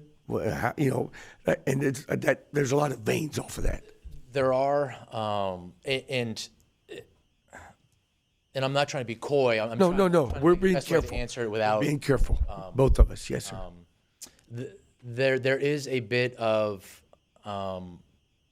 ignorance, I guess, as far as that, and there's a little bit of again, it was being proactively asked upon us, and we went through the proper channels to, one, have it permitted, two, have it performed, and a happy customer. So I think Again, it's retroactively going back to what you're asking as far as the initial scope and the ability to bid on that process. As the world moves, and as all of y'all know, it's a fast-moving process, and I think that's there is a little bit of ignorance there, but certainly nothing to avoid it. There was no malfeasance, no fraud, or anything of that nature that I think should be considered upon when y'all are making your probable cause, and if so, disciplinary hearing as well. So I know I'm not trying to tie you down, but I am trying to zero. Would y'all be able to address testimony, whatever you call it, the fact of operating outside of that without compromising? Yes, sir. There's been several good discussions brought up today. One thing that I personally would like to do as representation would look into any precedent that Mr. Sims brought up as far as services versus contracting, see if there are any gray areas there, the determination of the building as well. Those are things that I have not had time to prepare for, given the short notice of the hearing. They may be fruitless efforts, but they're certainly something that I would like to do as well, as far as legal counsel, and presenting the board a full scope of what we can do and answer the questions. So you could present that at a disciplinary hearing for us to decide whether or not there is a reason to discipline or not to discipline. You think that's something that would not compromise? As far as legal precedent and findings, yes, that's certainly something I could do. As far as moving it to the stages, and I apologize about my unfamiliarity with the process, and once a case moves to the disciplinary hearings, I don't know. I know that the penalty up there is a fine of $500. I don't know if there's any discretion in that or not. It may be black and white, as Mr. Sims says. So it may be something that you don't want to hear upon, but it's certainly things that I think, in order for us to present a full case, we would want to look into. See, you have to. There's a dual role we're at here. We want to respect where you guys are at in the civil thing, but at the same time, we owe it to the citizens of Escambia County to make sure that our licensed contractors perform properly. Yes, sir. This is a minor thing compared to some of the stuff we hear. Obviously. Yes, and I don't take that lightly. Yes, sir. Yes. But at the same time, we have to be consistent. If not, we'll have every John Doe out here contracting for stuff and, really getting in a mess then. So we have to be consistent for our citizens at the same time. So that's why I'm trying to. So I think we're hearing enough. Anything else you say with that? No, sir, and I sympathize, obviously, with the board. It is a unique circumstance from what I've heard today, right. Given the complexity of a civil lawsuit out there. Right. Thank you, then. Yes, sir. So we just need to decide, do we go ahead and go to disciplinary and allow them to bring information to us? Do we postpone this a month and see where everything shakes out? I mean, what all are... So you had a motion, basically a motion to continue, and it sounded indefinite. The board does not sound like they're in favor of doing that. So then you would want to deny the motion to continue if the board is not in favor of that, and then have someone determine that whether or not there is probable cause to put forward a motion, whether or not there is probable cause to take this to disciplinary. If Mr. Luongo needs more than a month, he may request more than a month to prepare for a disciplinary hearing. There are additional considerations that that sentencing that is available under our Escambia County Code that we can make you aware of. The final paragraph in the disciplinary, we can make you aware of that. Give you Jennifer has all of that information, because there's other things that can play into this. So that would be the thing. So if he feels like he needs more than a month to prepare, then the board would want to consider that. If you're not going to allow him an indefinite continuance at this time. And I will tell. And if you're going to find probable cause. And I will tell both parties that historically this board, when we moved into anything, if there was a real contentious area of the civil, we've been respectful at times and actually backed off at that moment. So we're very conscious of that. Ms. Jennifer was there. I was just going to correct myself because I do that often. We're talking 2 months, not 1 month for disciplinary. So you would have 2 months to prepare for disciplinary. And what Christy's speaking about is the proper time to draft the administrative complaint, get it reviewed, and have time to meet the timing requirements of notice. Right. So it does take a couple of months to get that. Gotcha. So the first order would be, we were asked for a continuance, no time frame of this whole case. So I need a motion of whether or not to do that, to accept or to deny. So I'll make a motion to deny the continuance with no time frame. Okay, do I have a second? Second? All right, all in favor, raise your right hand. All opposed, same sign. Seeing none, hearing none, motion is approved. Okay. Secondly, do we have probable cause to move this into disciplinary hearing? I'll make a motion to move it to disciplinary hearing. Okay? Second. And I have a second. Okay. Discussion. Does anybody have any questions or? This will allow them enough time to get whatever we need to us, and I think you mentioned 60 days, usually 2 months from now. Yes, sir. Mr. Patel, it does take about 2 months. It would be queued up for the next hearing 2 months from now, yes. Understood. Thank you. And then you'd want to know, is that sufficient for Mr. Luongo to prepare a defense for this? Would that be sufficient? Thank you. Do we have a date for that? I can give that to you. That would be the May 6th hearing. Okay. And Mr. Luongo, if you have any questions regarding the remainder of the penalties that are available to this board, you can contact the BID. Jennifer Hampton can give you those additional. Anybody else here have any discussion? Okay, all in favor, raise your right hand. All opposed, same sign. Seeing none, hear none. Motion is approved, not unanimously. All right. That ends our probable cause, and we will move into disciplinary hearings. Thank you guys for your time. I need to make a record for Ms. Jordan. I believe that she's recused herself in this. I know that Mr. Lister, you were not made aware of that, but we'll get the proper forms. I was not aware of that. Okay. I thought she was just taking a break. Well deserved. Well deserved break. I'm just kidding. Understood. Okay. Our next item, we're moving into disciplinary hearings now. This first one is Saul D. Spade, doing business as LM Construction and Roofing LLC, state certified license number CGC 1535248, contractor competency board complaint number 250876 COM. It's in regard to Melissa Shea, the complainant, 7170 Klondike Road, Pensacola, Florida 32526. Mr. Spade, are you present today? For the record, Mr. Spade is not present. Ms. Shea, are you present today?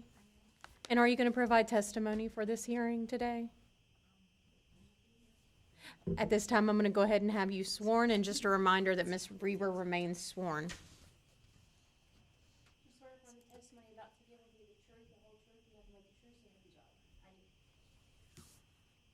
So I'm bringing up the administrative complaint in this case. At the probable cause hearing, the board determined that there was probable cause to believe that the respondent violated Code Section 1837 C11, finding that a contractor is guilty of fraud, deceit, or gross negligence, incompetency, or misconduct in the practice of contracting. The board cited that the respondent received funds for the project, performed unpermitted work on the project, and failed to complete portions of the project that funds were provided for. Code Section 1837 C8, termination of a construction project in which the contractor is engaged or under contract shall be considered to have been abandoned after 90 days. Board cited that the respondent failed to perform any work on the project after the stop work order was issued and exceeded a period of 90 days. Code Section 1837 D15C, job finished without a permit having been pulled or no permit until caught after job, or late permit during the job resulting in missed inspection or inspections. Board cited that the respondent failed to obtain the required permitting for the roof replacement and truss repairs. Just a reminder to this board that this contractor is a state-certified contractor, and the board is limited in disciplinary action to suspension or revocation of permitting privileges. And Mr. Spade was not here for the probable cause hearing either, correct? Not been present at either hearing. Gotcha. Ms. Shea, would you like to address the board?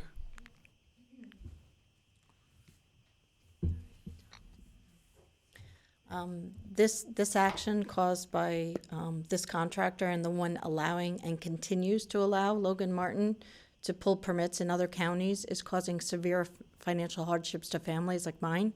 This has caused us to have to sell our home in Maryland and relocate. I want you to understand that this is a really serious matter. And just to slap on the wrist that he can't pull permits in one county, I'd like to see this escalated to DBPR and have this noted. So he needs to be stopped. He's hurting a lot of families in this county. And that's all I'd like to say. Thank you, Ms. Shea.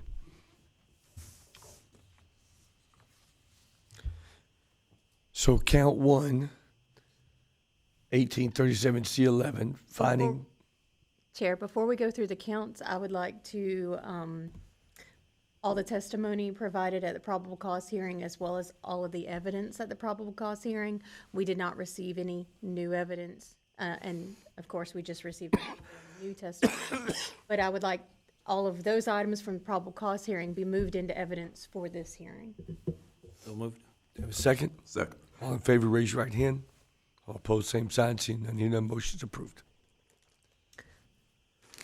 Would you like to go through the counts with us? Yes, sir.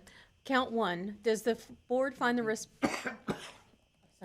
Does the board find the respondent in violation of Code Section 1837 C11, finding that a contractor is guilty of fraud or deceit or gross negligence, incompetency, or misconduct in the practice of contracting?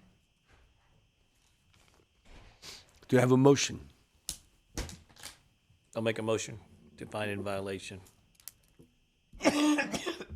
Second. Any discussion? All in favor, raise your right hand. All opposed, same sign. Seeing none, hearing none, motion is approved. Count two, does the board find the respondent in violation of Code Section 1837 C8, termination of a construction project in which the contractor is engaged or under contract shall be considered to have been abandoned after 90 years? Make a motion to find in violation of count two. Second. Any discussion? All in favor, raise your right hand. All opposed, same sign. Seeing none, hearing none, motion is approved. Count three, does the board find the respondent in violation of Code Section 1837 D15C, job finished without a permit having been pulled or no permit until caught after job, or late permit during the job resulting in missed inspection or inspections? Make a motion final in violation of count three. Second. Motion is second. Any discussion? All in favor, raise your right hand. All opposed, same sign. Seeing none, hearing none, motion is approved. Now, we're limited Penalty. to, In your last paragraph there, this board is limited in what disciplinary action they can take, and it's only relative to permitting privileges in Escambia County. so we can revoke his privileges for permitting. Can we make a recommendation to the CILB?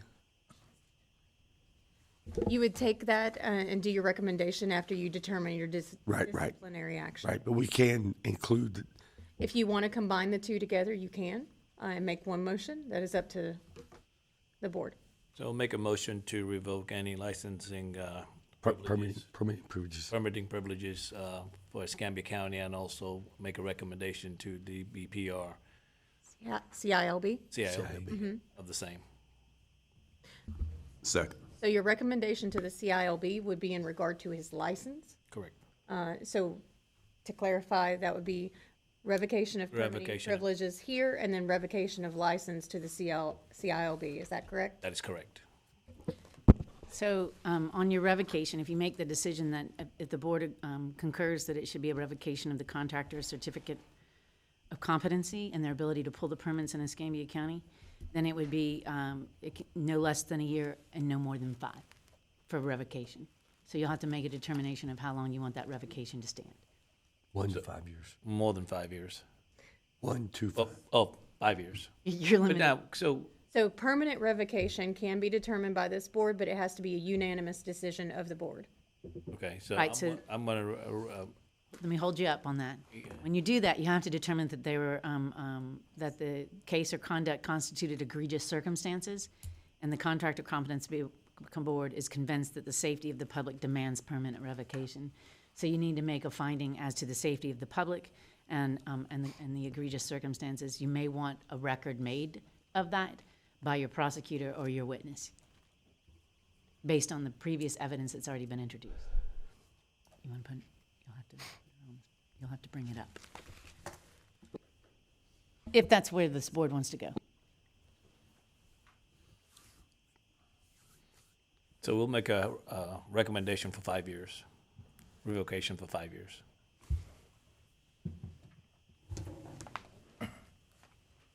So you have a motion to revoke permitting privileges for 5 years Second. and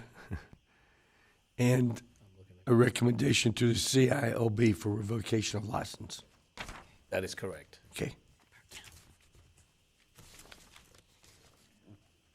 And have a second. Second. Any discussion? All in favor, raise your right hand. It is unanimous for So I just want to clarify for the board that they have, there was 3 counts involved, and the unanimous decision of the board is that for those 3 counts, it'll be a 5-year suspension to cover all 3 counts. All 3 I mean, a counts. 5-year revocation to cover all 3 counts. Correct. Thank you. Get them all at one time. That concludes that disciplinary hearing. Our next item is Brett Smith, doing business as Apex Plumbing LLC, state registered license number RF 11067884, contractor competency board complaint number 250993COM. It's in regard to Frank Janicek, the complainant at 1815 Klondike Road, Pensacola, Florida 32503. Mr. Smith, are you present today? And are you going to provide testimony? And Mr. Janicek, are you present today? Mr. Janicek is not present. At this time, I'm going to have Mr. Smith sworn. Do you swear or affirm the testimony you're about to give will be the truth, the whole truth, and nothing but the truth, so help you God?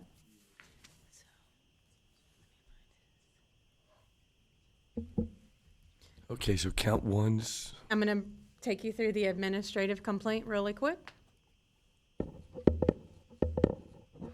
At the probable cause hearing, board determined that was probable cause to believe that the respondent violated Code Section 1837 D15C, proceeding on any job without obtaining applicable local building department permits and/or inspections, job finished without a permit having been pulled.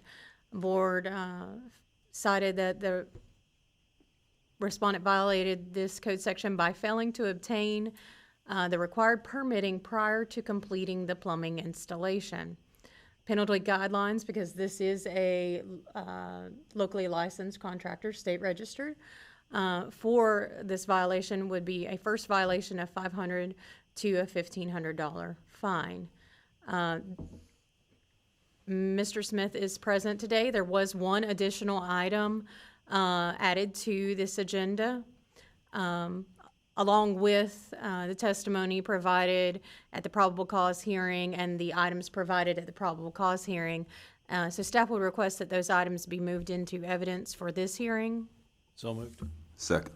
The new item is the actual past final plumbing inspection that was performed on February 18th, 2026. So just to draw your attention to that additional one item. Again, Mr. Smith is present.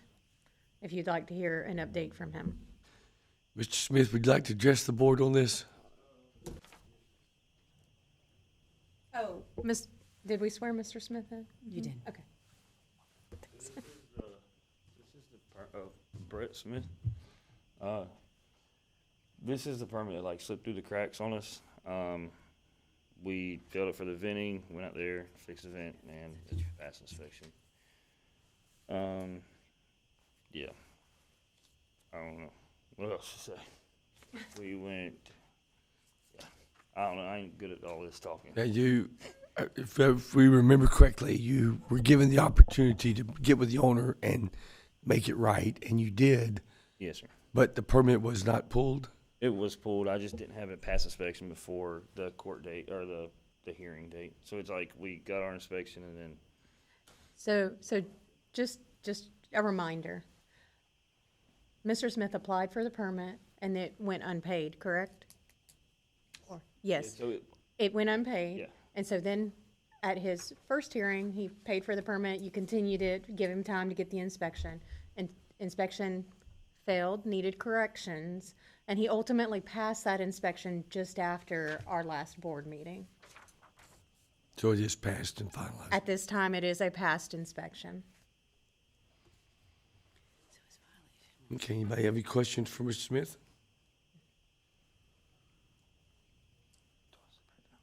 Okay, thank you.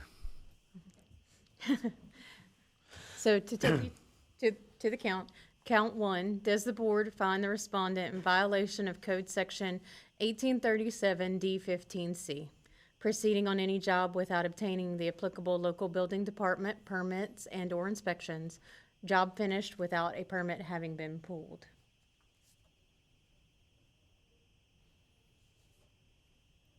I know this case has been going on for a little bit now, right? So I may have missed a meeting or two, but from what I'm understanding, it was a timing issue.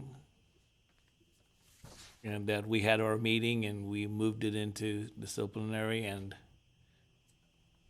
then he went ahead and paid and everything was, That is correct, sir. okay. So everything is finished and finalized out now. That is correct. In your backup documentation, there is the past inspection report. Right. So our options here today are to Find him not Not- guilty. yeah.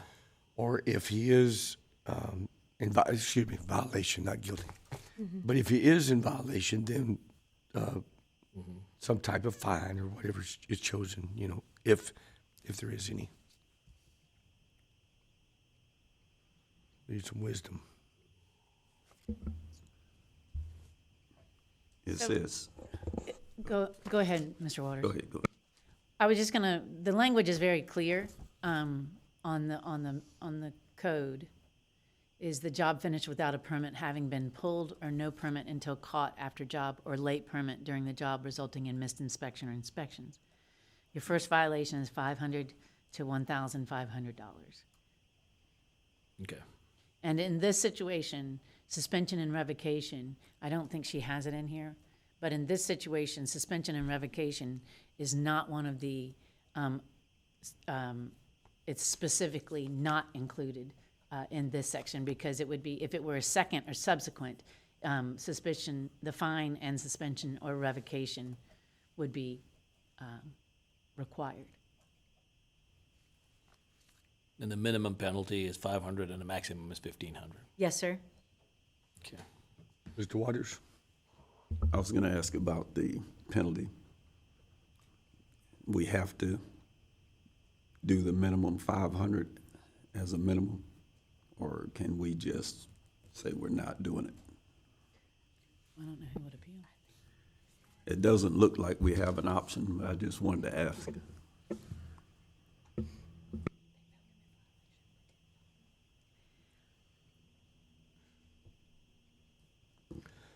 Let me look.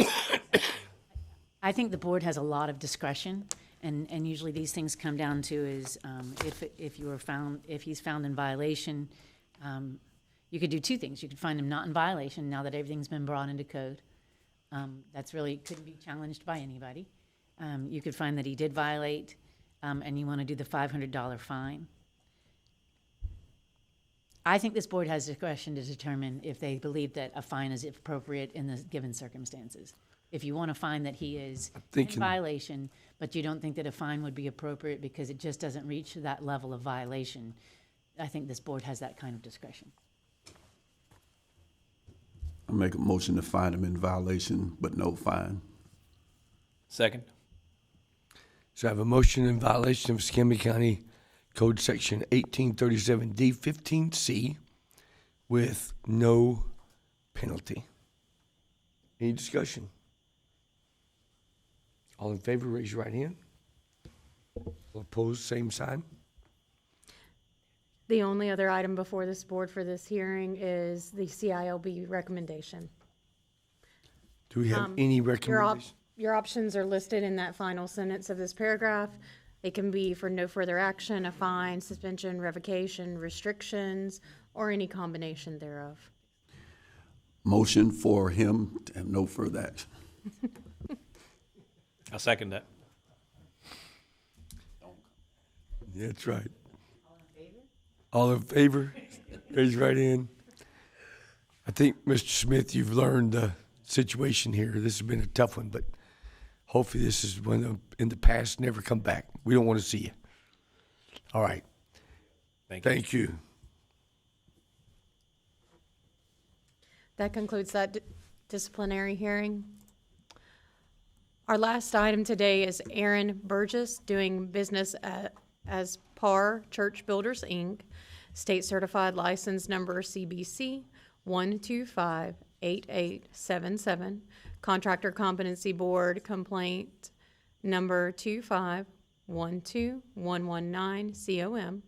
It's in regard to Pastor Will Stone, First Baptist Church of Cantonment, the complainant at 298 Morris Avenue, Cantonment, Florida 32533. Mr. Burgess, are you present today? And are you going to provide testimony for this hearing? And Pastor Stone, are you present today? And are you going to provide testimony for this hearing? Thank you. At this time, I'm going to have both parties sworn. Well, and just a reminder, Ms. Reber remains sworn. Do you swear affirm the testimony about to give you the truth, the whole truth, and nothing but the truth, so help you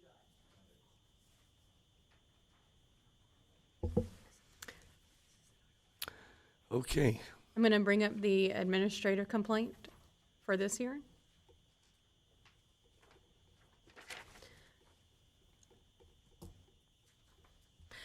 At the probable cause hearing, the board determined that whether there was probable cause to believe that the respondent violated Code Section 1837C11, finding that a contractor is guilty of fraud or deceit or gross negligence, incompetency, or misconduct in the practice of contracting.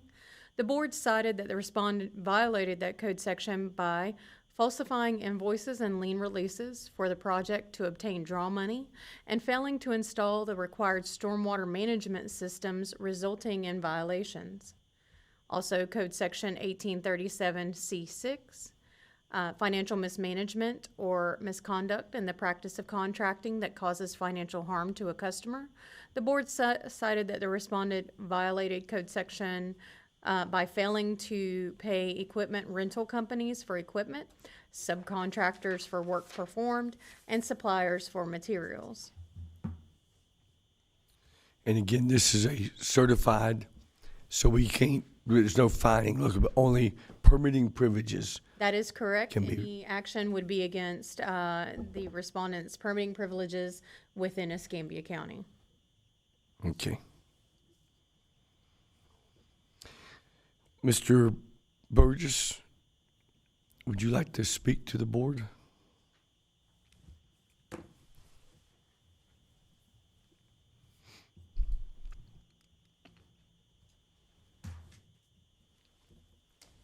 My name's Aaron Burgess. I live at 394 Old Phoenix Road, Eatonton, Georgia, 31024. First of all, I apologize to even have to be here, and it's very difficult for me. 2008, I was hired by Park Church Builders, who was owned by my uncle, and my employment terminated there in 2018. Since then, unbeknownst to me, he has been pulling contract permits under my name. One that I can find, and this one being with Mr. Stone. Up until today, I didn't even know what Mr. Stone looked like. And I didn't know it until he just recognized himself. I had no idea. I've never been to this church. I've never been anywhere on this property and had no knowledge of what was going on as far as financially or contracting. After I left Park Church Builders, I continued contracted in the state of Georgia, residentially, and I also started a commercial door and hardware company. So to say that I did not know that this church project was going on would not be true. I did provide the commercial door and hardware for this project, to which I have not been compensated for. However, that is not the church's problem. That was between me and my uncle. And I did not even know that there was a problem until Pastor Stone contacted me and told me that he was missing some materials from the door side and asked me would I send them, in which I did, even though, again, I did not get paid for them from the contractor that was there. It was not until later of last year that I got notice from Ms. Reber that there was a problem and my name was involved. So when I see this respondent, Aaron Burgess, doing business as Park Church Builders, is very disheartening because I never owned the company. I was employed by the company, and I did take the contractor's exam and qualified that company.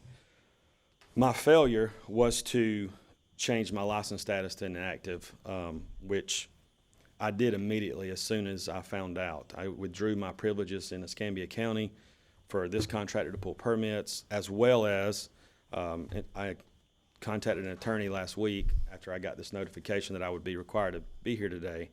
And he said, well, your state licenses is not revoked either. And I said, I didn't realize that.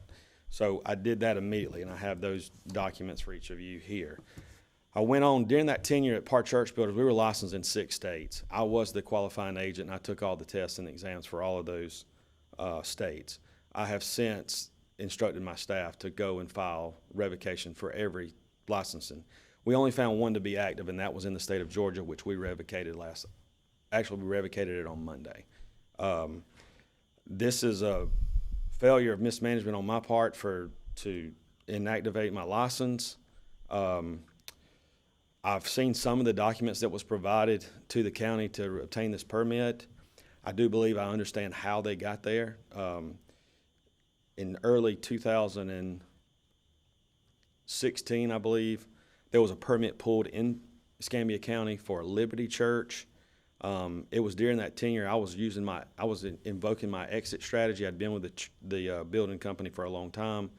I was going through a divorce at the time and starting another company, didn't want to travel, had young children. And so I was on a very limited basis for the last 2 years. I did sign on a form from Escambia County to pull that permit. I expediently exited the company almost a year early because of some of the business practice that was happening. And that particular incident ended up in a lawsuit. So I actually seen a copy of my license in one of these documents that I was like, how did they get my license that was issued in 22? And it was because of that lawsuit. But I did not sign for this. And I apologize to the church, and I'm devastated by the actions that happened. But my name, in my opinion, shouldn't be there. It should be Wayman Harden, which is the owner of the company. At this time, I'd be glad to take questions, and I'd show you as soon as I found out what I did to try to revocate try to satisfy this. I think I heard you say that you understand it now, but sure. By the fact that you were the licensee qualifier, yes, sir, automatically you are responsible. I understand that. You say you provided the doors? I did.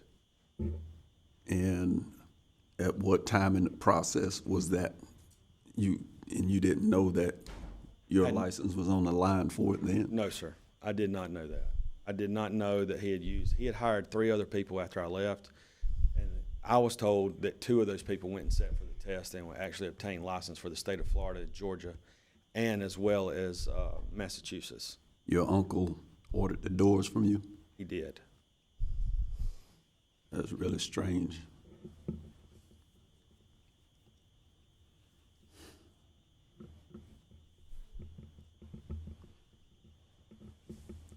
So, how long ago was it that you got the doors? I'm just trying to see.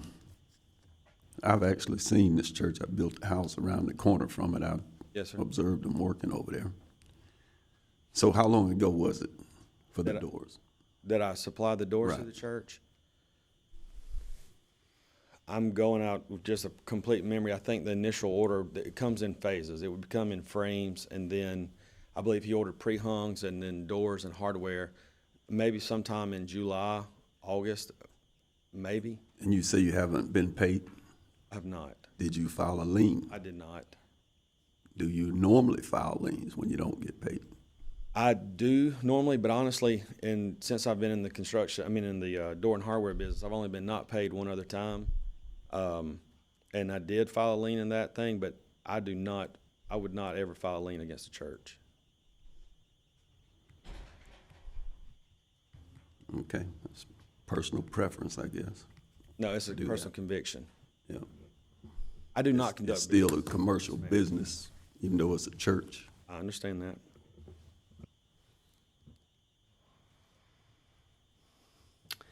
Anybody else have any questions for Mr. Burgess? I do. What kind of business relationship do you have with your uncle? None. Just, you just bought doors from him because he called you up, or? I've only sold him doors 3 times since I've been in business. This was one of them. This was a church, and he knew I did. I guess I don't know what he does outside of that. But my understanding with my uncle right now is he's in a dire straits of financial strain, obviously due to his actions. I think he's almost homeless. I have not been in any type of business relationship with him since 2018. Thank you.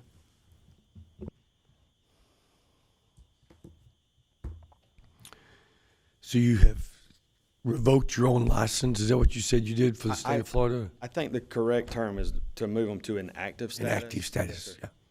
In Georgia, it was a disassociation with that company.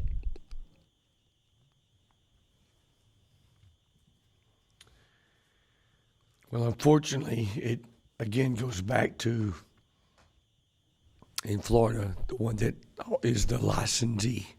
Yes, sir. And we deal with this probably too much in here. That people who are the licensed feel like they've been taken advantage of by an owner of a company that they qualified, but ultimately they are the responsible party. I understand. And I can understand from what you're saying. I wouldn't want my name there either, but at the end of the day, it does fall back to you. I understand.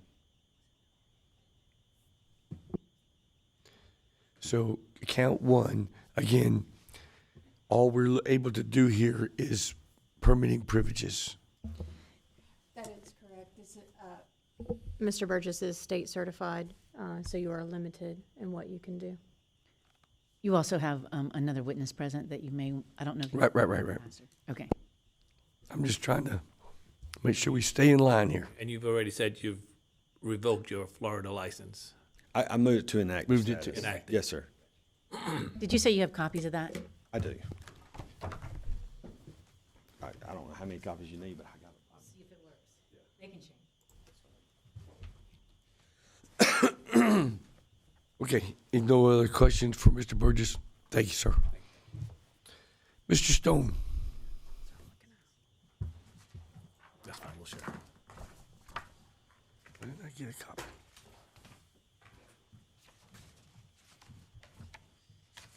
Name and address?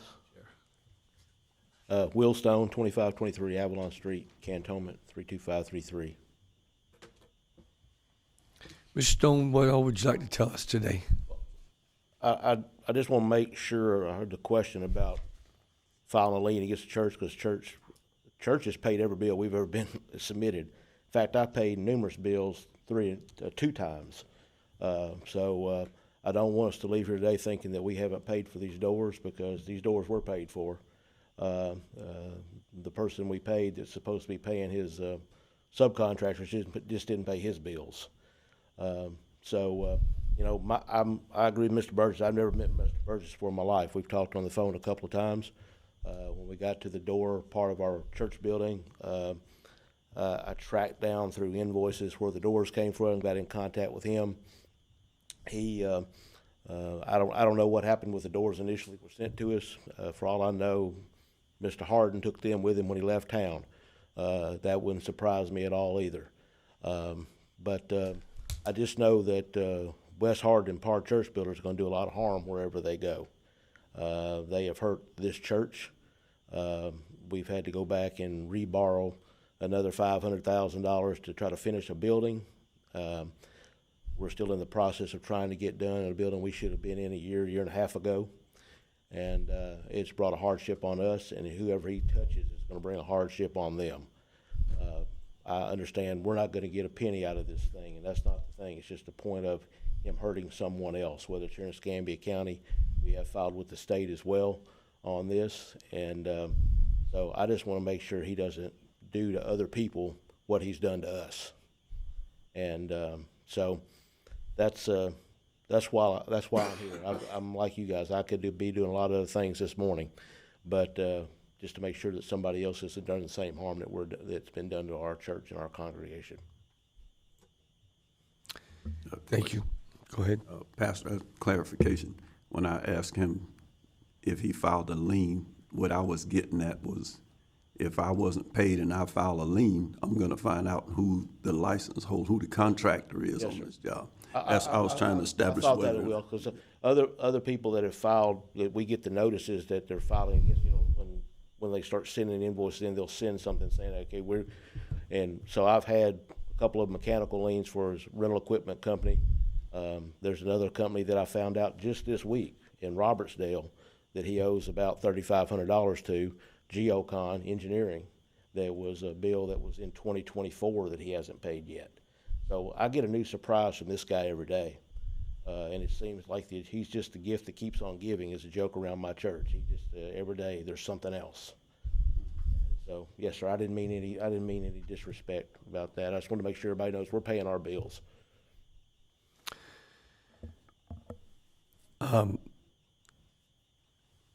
Ms. Christie, you might be able to help me with this.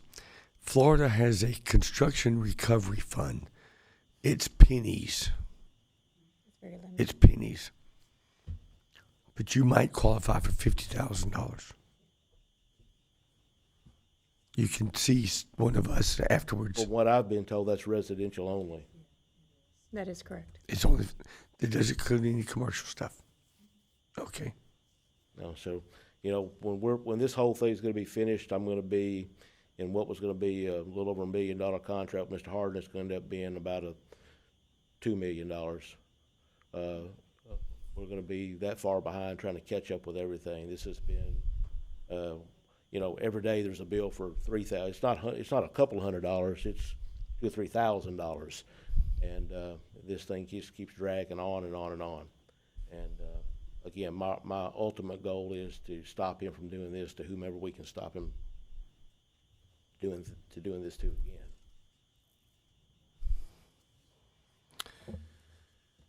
Any other questions for Mr. Stone? Pastor Stone? Thank you, sir. Thank you.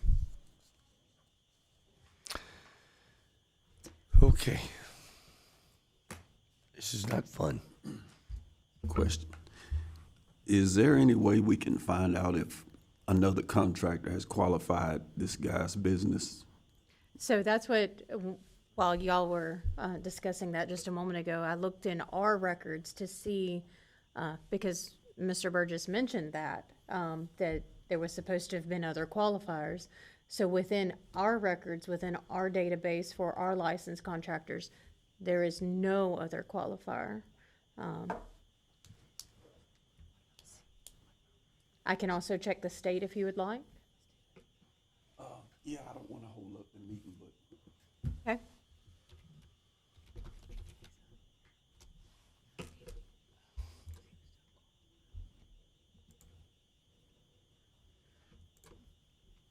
I'm just going to search by the organization.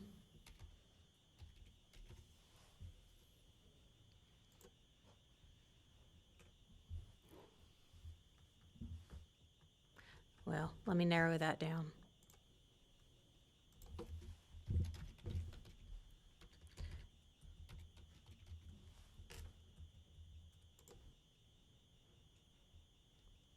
And so, as you can see, it's only the one.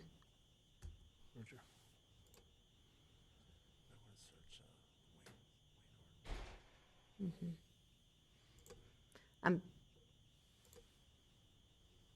I was trying to bring up the related license for that.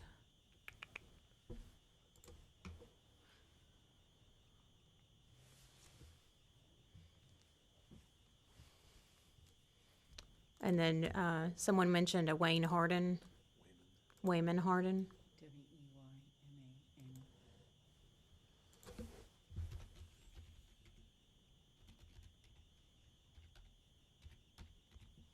And I actually had up the application for the, it goes back because he's on, as an authorized agent on that. I think you hit back Oh, did I? by accident. Yes, ma'am. Hit search. This out. Hit search. So no, Wayman Harden is not licensed. Now, on the permit application for Par Church Builders in this actual project, Wayman is listed as the applicant and Mr. Burgess as the contractor. The authorized signer, I'm assuming. And that's what I was, while all this was going on, I was looking at additional documents, and I see in October of 2025 where Mr. Burgess did remove all persons off of his license to be able to obtain in Escambia County. So his LOA, I pulled it up on the screen, and he put none. So he took all authorized persons off of his license. It was obviously way after this project. Yeah. This shows qualified businesses also. Repeat that, Mr. Waters? This website here, it shows qualified businesses also. It can, yes. Do you want me to search Mr. Burgess to see if he qualifies Yeah, anyone else? I'm trying to make sure that his uncle isn't still in there some kind of way. If you revoke your license, right? Mhm. So the qualified business is that showing revoke. I believe you mean for Par Church Builders? Right.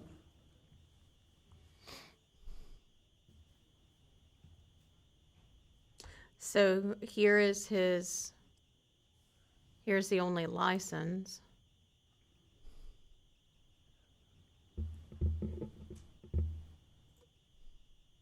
And he took it inactive, so it does confirm Being, that it is. being that he's the qualifier, if he puts his license in inactive, that basically shuts down qualified business. That's right.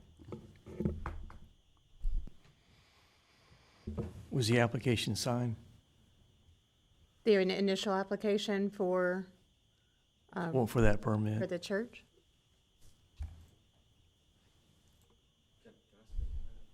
Go ahead.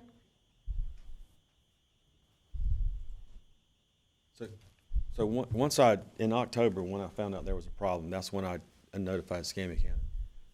Looking at some of these documents, that's not even my signature.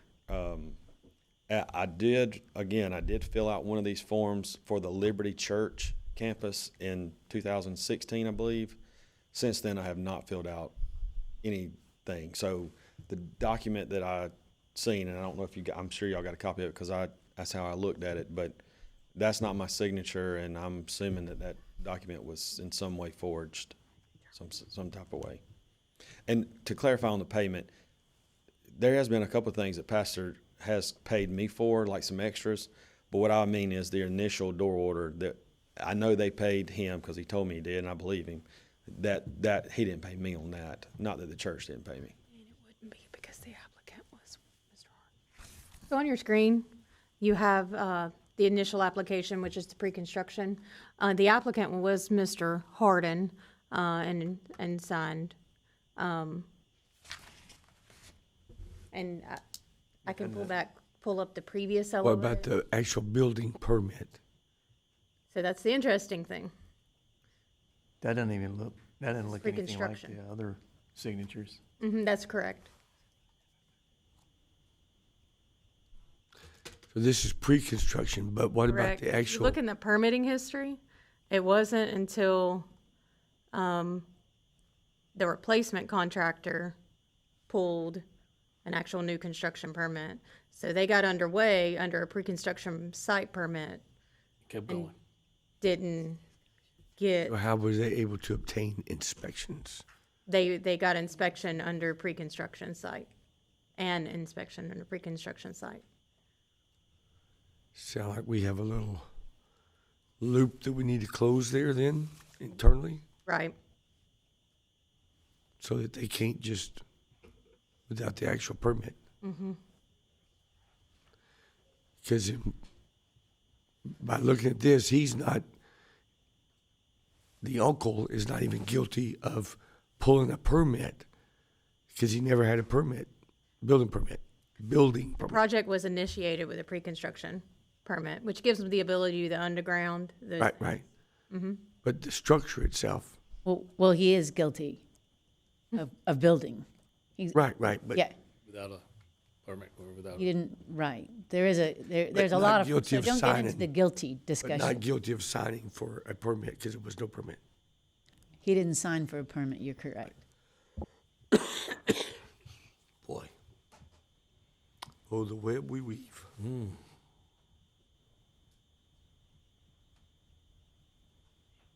So our options today are, So we can find either in violation or not in violation of these two counts. And then submit something to CILB. It's already been put inactive, so basically what we do is going to be of no effect, but it's a formality, which is good to follow through with. I got a question, or maybe something for discussion. In each of these counts, it says misconduct, incompetency or misconduct in the practice of contracting. And that's the big question for me. Was he even contracting? So the fine line of the law, again, y'all help me, from my experience is the license holder that qualifies the company is automatically held liable. We've had guys come in here and say, we never saw the books. Well, that's your fault. Because if you are the license holder, that is your responsibility to look at the books of the company to make sure to know that it's, everything's getting paid. And if not, you're the one that's stuck out there.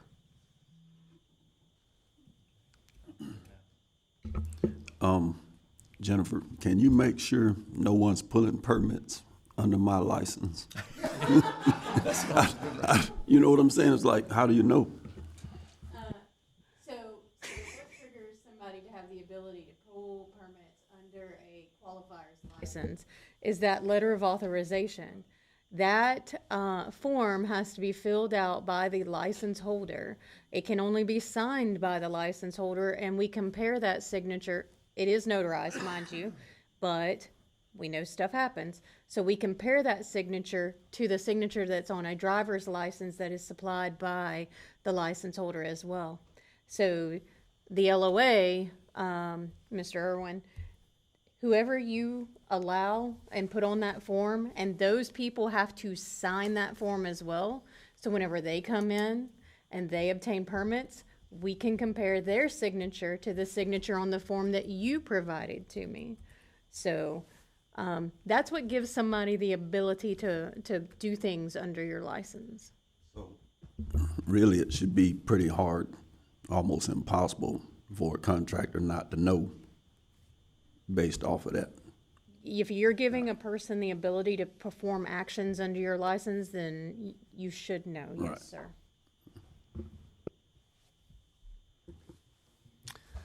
Okay, so back to number 1, 1837 C11. Find that a contractor is guilty of fraud or deceit or gross negligence, incompetency or misconduct in the practice of contracting. I don't necessarily think that fraud or deceit or So before you get started on this, I need to move into evidence all the testimony, all of the backup documentation that was from the probable cause hearing. And that included that large packet that the church provided, including documentation of the invoices, liens, and things like that. So that whole packet, I need to move that into evidence for this hearing. Do I have a motion to move all the evidence in the record? So moved. Second? Second. All in favor, raise your right hand. All opposed, same sign. Seeing none, motion is approved. May I make a suggestion as you go forward in this? Yes, please. I would be very clear on the record because we're talking about two different things here. We're talking about this PAR church builders and a contractor. So if you find that the contractor is or is not responsible for something, then you say it's the contractor. If it's PAR construction or PAR church builders, that you clarify. So if we're looking at fraud, even though you can't hold them accountable because that corporation is not here in front of you, but I would make the record clear whether or not it applies to the contractor or to the PAR church builder. That's what I was trying to decipher a while ago when I was going through it.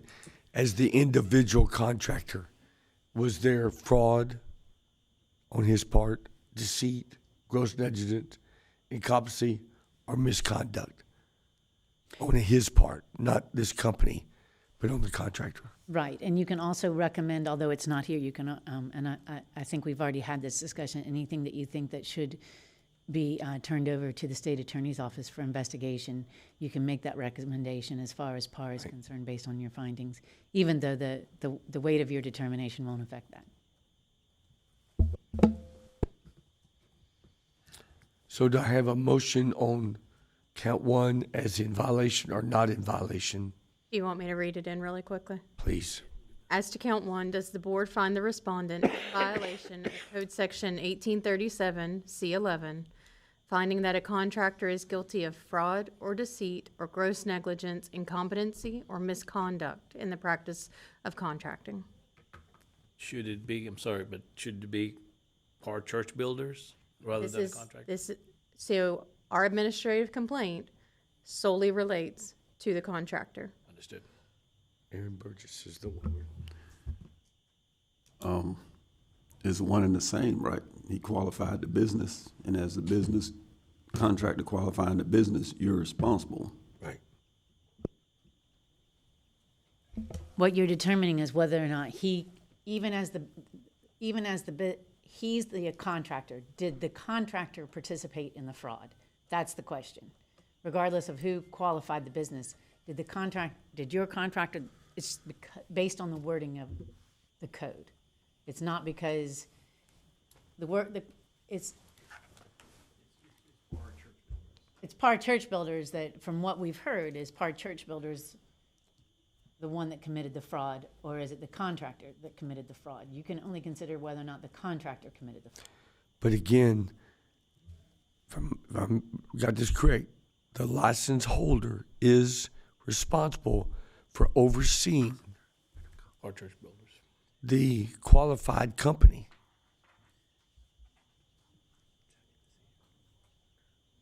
He may not have done it, but he's still responsible. Yes, that's the key. It becomes Mr. Burgess's responsibility to oversee, look into the books, et cetera, to make sure that fraud is not taking place, because it is his license.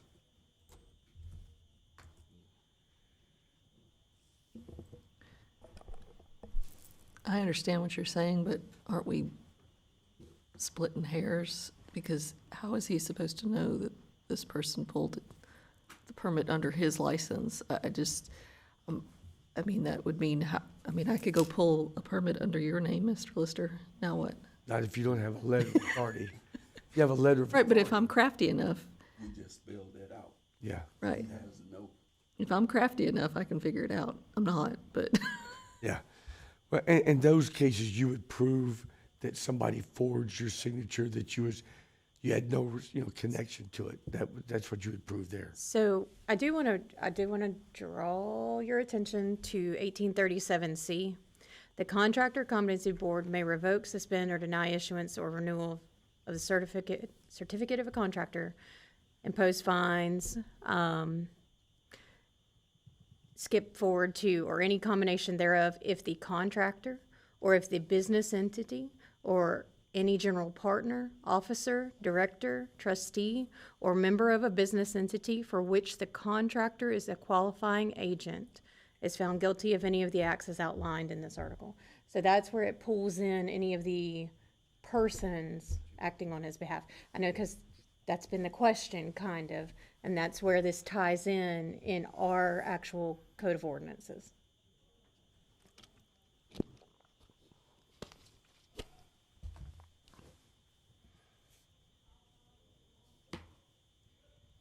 So we go back to count one. Is there a violation or not? Did you want to read it out again, or are we good? Finding that a contractor is guilty of fraud or deceit, or gross negligence, incompetency, or misconduct. I want to make a motion. A second? What was your motion? Motion to find them in violation. In violation Of count one. of count one. Have a second? A second? I have a motion, find in violation of Code Section 1837C11. Any questions? All in favor, raise your right hand. All opposed, same sign. Okay. It is, Can I make a recommendation on this? Because of what we've heard today and what you understand and the way that the law is written, that you clarify that you're finding him in violation. It's just a recommendation. You find him in violation because he's the qualifying agent, and maybe it was an officer of the corporation that committed it. So based on you may want to clarify that just for the purposes of going forward. Understood. yes, ma'am. First of all, let me settle the fact that this motion has been approved. I didn't put that in the record. At the same time, Mr. Waters has a company name, but he has a license. Even though he's the sole owner, he, as Mr. Walters, the licensee, is responsible for what his company does. The good thing is he owns it. He's the sole proprietor, so he's got it. But it's the same purpose if you use a name of XYZ company and become the qualifier. If I'm not mistaken, I could be wrong, Ms. Christie, but so he still is liable according to the law. The reason I know this, the reason I have experience of that, we had cases come through here like that, as well as being involved at the state level, knowing that we have bad actors all the time that do this kind of stuff. Sometimes it is a company that is a big corporation that they have hired a qualifier. But whenever it goes down, he's standing there all by himself. And it's sad, but I just mentioned this because of the criminal implications against the corporation itself, because he hasn't been, although he's been with, although he was the qualifying agent, and I don't challenge that he failed to file the proper paperwork and remove him as qualifying agent, but there's criminal implications involving PAR, which was a corporation that is inactive as of 2025, and he was removed from the paperwork based on as far as not the DBPR paperwork, but the state paperwork, the SunBiz paperwork, in 2019. So that's the only reason I say draw a distinction for the purposes of the record, that he is guilty because of his qualifying agent status. So would we? And the acts of an officer. We can't amend the motion because it's already been approved. Okay. Correct? Robert's rule won't let me amend something that's already approved. Can we have a separate motion that the previous motion was, or was that not? No, I'm not. You don't have to amend your motion. I would just say put it on the record that's Okay. the reasoning behind it. Right. That it's not that he committed he's the registered agent, so he's responsible when somebody else as an officer commits the fraud. So for the record, Mr. Clerk. This is not showing his guilt criminally into those items, but as a license holder, qualifier of the said company. Thank you. Count 2. Ms. Jennifer, would you mind reading that for us? As to count 2, does the board find the respondent in violation of Code Section 1837C6, financial mismanagement or misconduct in the practice of contracting that causes financial harm to a customer? Well, this could be a tough one because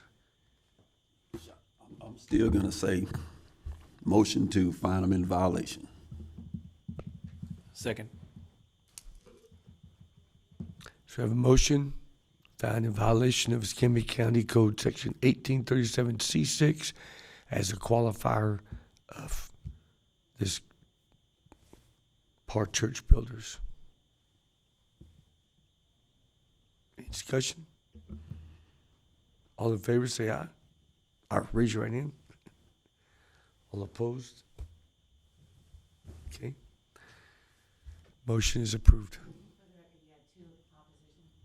Yeah, I didn't say unanimously. I just said motion is approved. And I understand this is a tough thing. I have to say, it ain't that we're just up here throwing our hands up. But the law does state that the qualifier is responsible, so. Right. I understand all of that, and based off of what's in the law, in the code, I think I'm doing what need to be done. It is a strict liability code. I mean, there's not wiggle room on this. And there's a good purpose for that. Because we have plenty of folks coming here that needs to be strung up. They need to be found responsible for their actions. We have plenty of that. So there's a good purpose for what's there. Unfortunately, the snare catches somebody who's, I wouldn't use the word ignorance in a wrong word, but was just ignorant to the fact that his license was being used. But regardless, he had an LOA, and it was not rescinded. So by virtue, the responsibility still lies. And I can say that I think the majority of this board sympathizes with you from what I'm hearing, Mr. Burgess. But we're kind of locked into a area here. Yeah, my only trepidation was putting that extra language in there just for the record, not to avoid the wrongdoing, but maybe down the road, instead of getting hung, or being able to maintain some revenue, your livelihood. So that's my whole point for objecting. So it's a tough one. So since the license has been brought into inactive status, since the license has been brought into an inactive status at the state, do we not need to send anything to CILB? So, it's on the record that the license is inactive. When we looked it up, we confirmed that it's inactive with the state. Staff here would take the license inactive with us as well. For him to have to want to bring that back active, he would have to register back with us at such time. Gotcha. You still need to make a determination as to permitting privileges. And an active license can be made active relatively easily, right? So you still need to make a determination as to permitting privileges. Do we want to take any action on permitting privileges of? It says it is subject to suspension or revocation of permit fees. That does not mean we have to. That means it's subject to. Correct. Well, we could direct that to Par Church Builders, right? It's the license holder. It goes against the contractor. Okay. Let me ask a question. Are you planning on going after the gentleman that used your license? Criminal or civil, whatever that may be? I guess it depends on what happens next. I have obtained counsel, and I was told of what could happen here today. Obviously, yeah, I'm going to strongly fight against any financial mismanagement that I didn't even know existed. The retraction from the state license registration in 2019, I guess that's when it was updated because I left in 2018. Again, this is just, I thought I was off the license. I had no idea. And so, but yes, depending on what happens, the actions the church takes or, to recoup their money, yeah, I'm going to participate in that. And yes, I will definitely defend myself in that position. So, absolutely.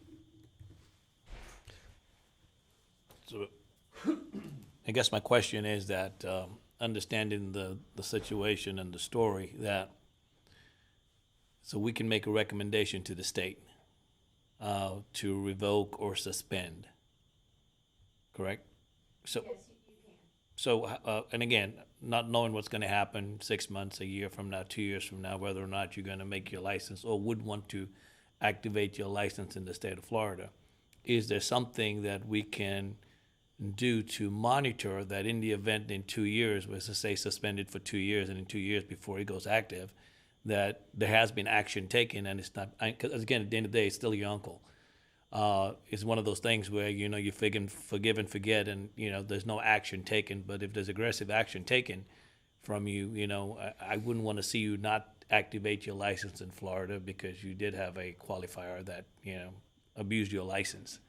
So and I don't know legally whether we can do something like that or not, but it's just a question I'm asking, that in order rather than just suspend it and Are you asking there be some kind of trigger or mechanism that you want this brought before the board should he try to register with us again? If he tried to register again, or if he wanted to make his To license bring it active, active and register with us? Do you see what I'm trying to say? I'm like, instead of saying that, hey, just go ahead and suspend your license and we're going to require the state do the same thing for a third party's actions. Again, you're still responsible. I'm not taking that away. That in the event that there's action taken personally on your behalf that, hey, I am going after the guy that I qualified this business for. And, you decide to say, hey, 16 months or 2 months from now, your cases are over, he's in jail, whatever that scenario may be. And you say, hey, look, I've taken every action. Can I, reinstate my license? Right. And again, I don't know the answer to that question. That's why they're discussing. I don't know exactly how to approach that. According to my attorney, there's really nothing for me to go after him for at this point, unless I was a named offended in something. Well, but I don't know what ramifications that entails. Like if that's just falsifying a document, I have no idea. I will tell you that I do have a business that is in the process. We applied early on, as soon as I left Park Church Builders, to keep this license active. This license was one of the hardest ones out of all the 6 states I got to get. It was very difficult. I was very happy to know that I could just leave it inactive for a period of time and keep it active. I do intend to be a licensed contractor under my company that I own. I don't currently have any work in Florida or anything like that going on, and don't know if I will, but I own property here, and sometime in the future I may. So I would ask that if there was a way to direct that towards Park Church Builders and not me directly, I would ask for that leniency. Can we take 5 minutes for y'all to figure out, can we do that? What do you have? Yes. Thank you. I want to make sure I understand your question. I understand what he's saying, because he's just saying take the actions against Park Church and not against him. Which we can. So your options before you today are suspend his privileges or revoke his privileges for permitting, and that's it. Your recommendation to CILB could be revoke or suspend, but they're going to do what they're going to do regardless of what. And I know he has an inactive license, but he can bring that. But when he wants to bring that license, when he wants to register that license in Escambia County, that could come back. That's going to come back. So can we take 5 minutes for y'all to discuss this and then Sure. give us a definition? But that is what you're trying to figure out. What can you do when he tries to come back? We will recess for 5 minutes. Thank you.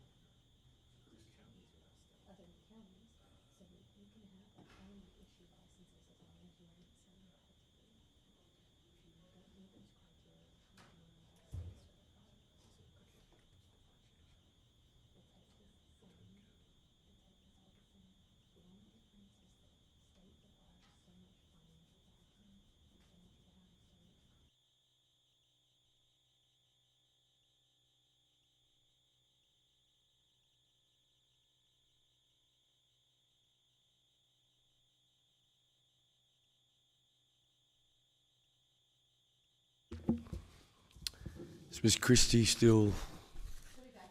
Just a second, that's fine. We can wait.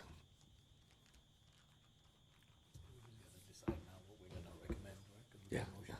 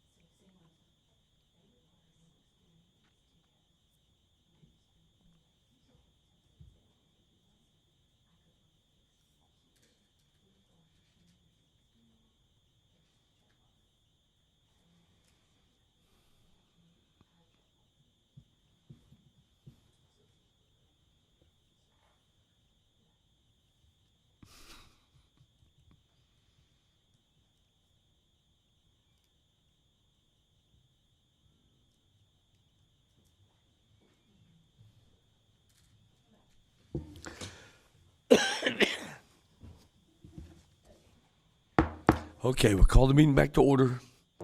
And what is the resolution, Ms. Christie? Okay.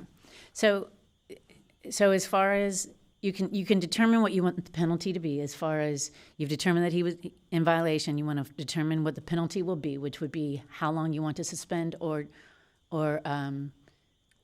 revoke. Thanks. How long you want to suspend or revoke permitting privileges. However, if he goes back and gets his license active with the state and becomes a certified licensed contractor again, then you would follow the same procedure as you would with any other certified contractor. It wouldn't come back in front of you because this board doesn't look to see if certified contractors can be active in our county. They can just be active in our county. Right. So that's not a decision that you have any jurisdiction over.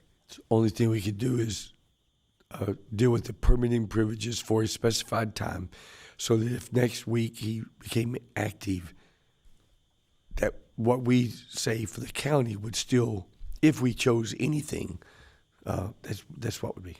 That's correct. Gotcha. So is there any appetite, any desire for some type of a suspension or revoking of permitting privileges for Mr. Burgess?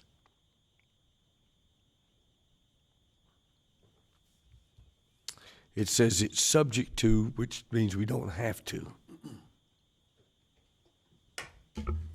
Well, I think we probably need to, because he can reactivate them anytime. And as Mr. Patel said, is his uncle.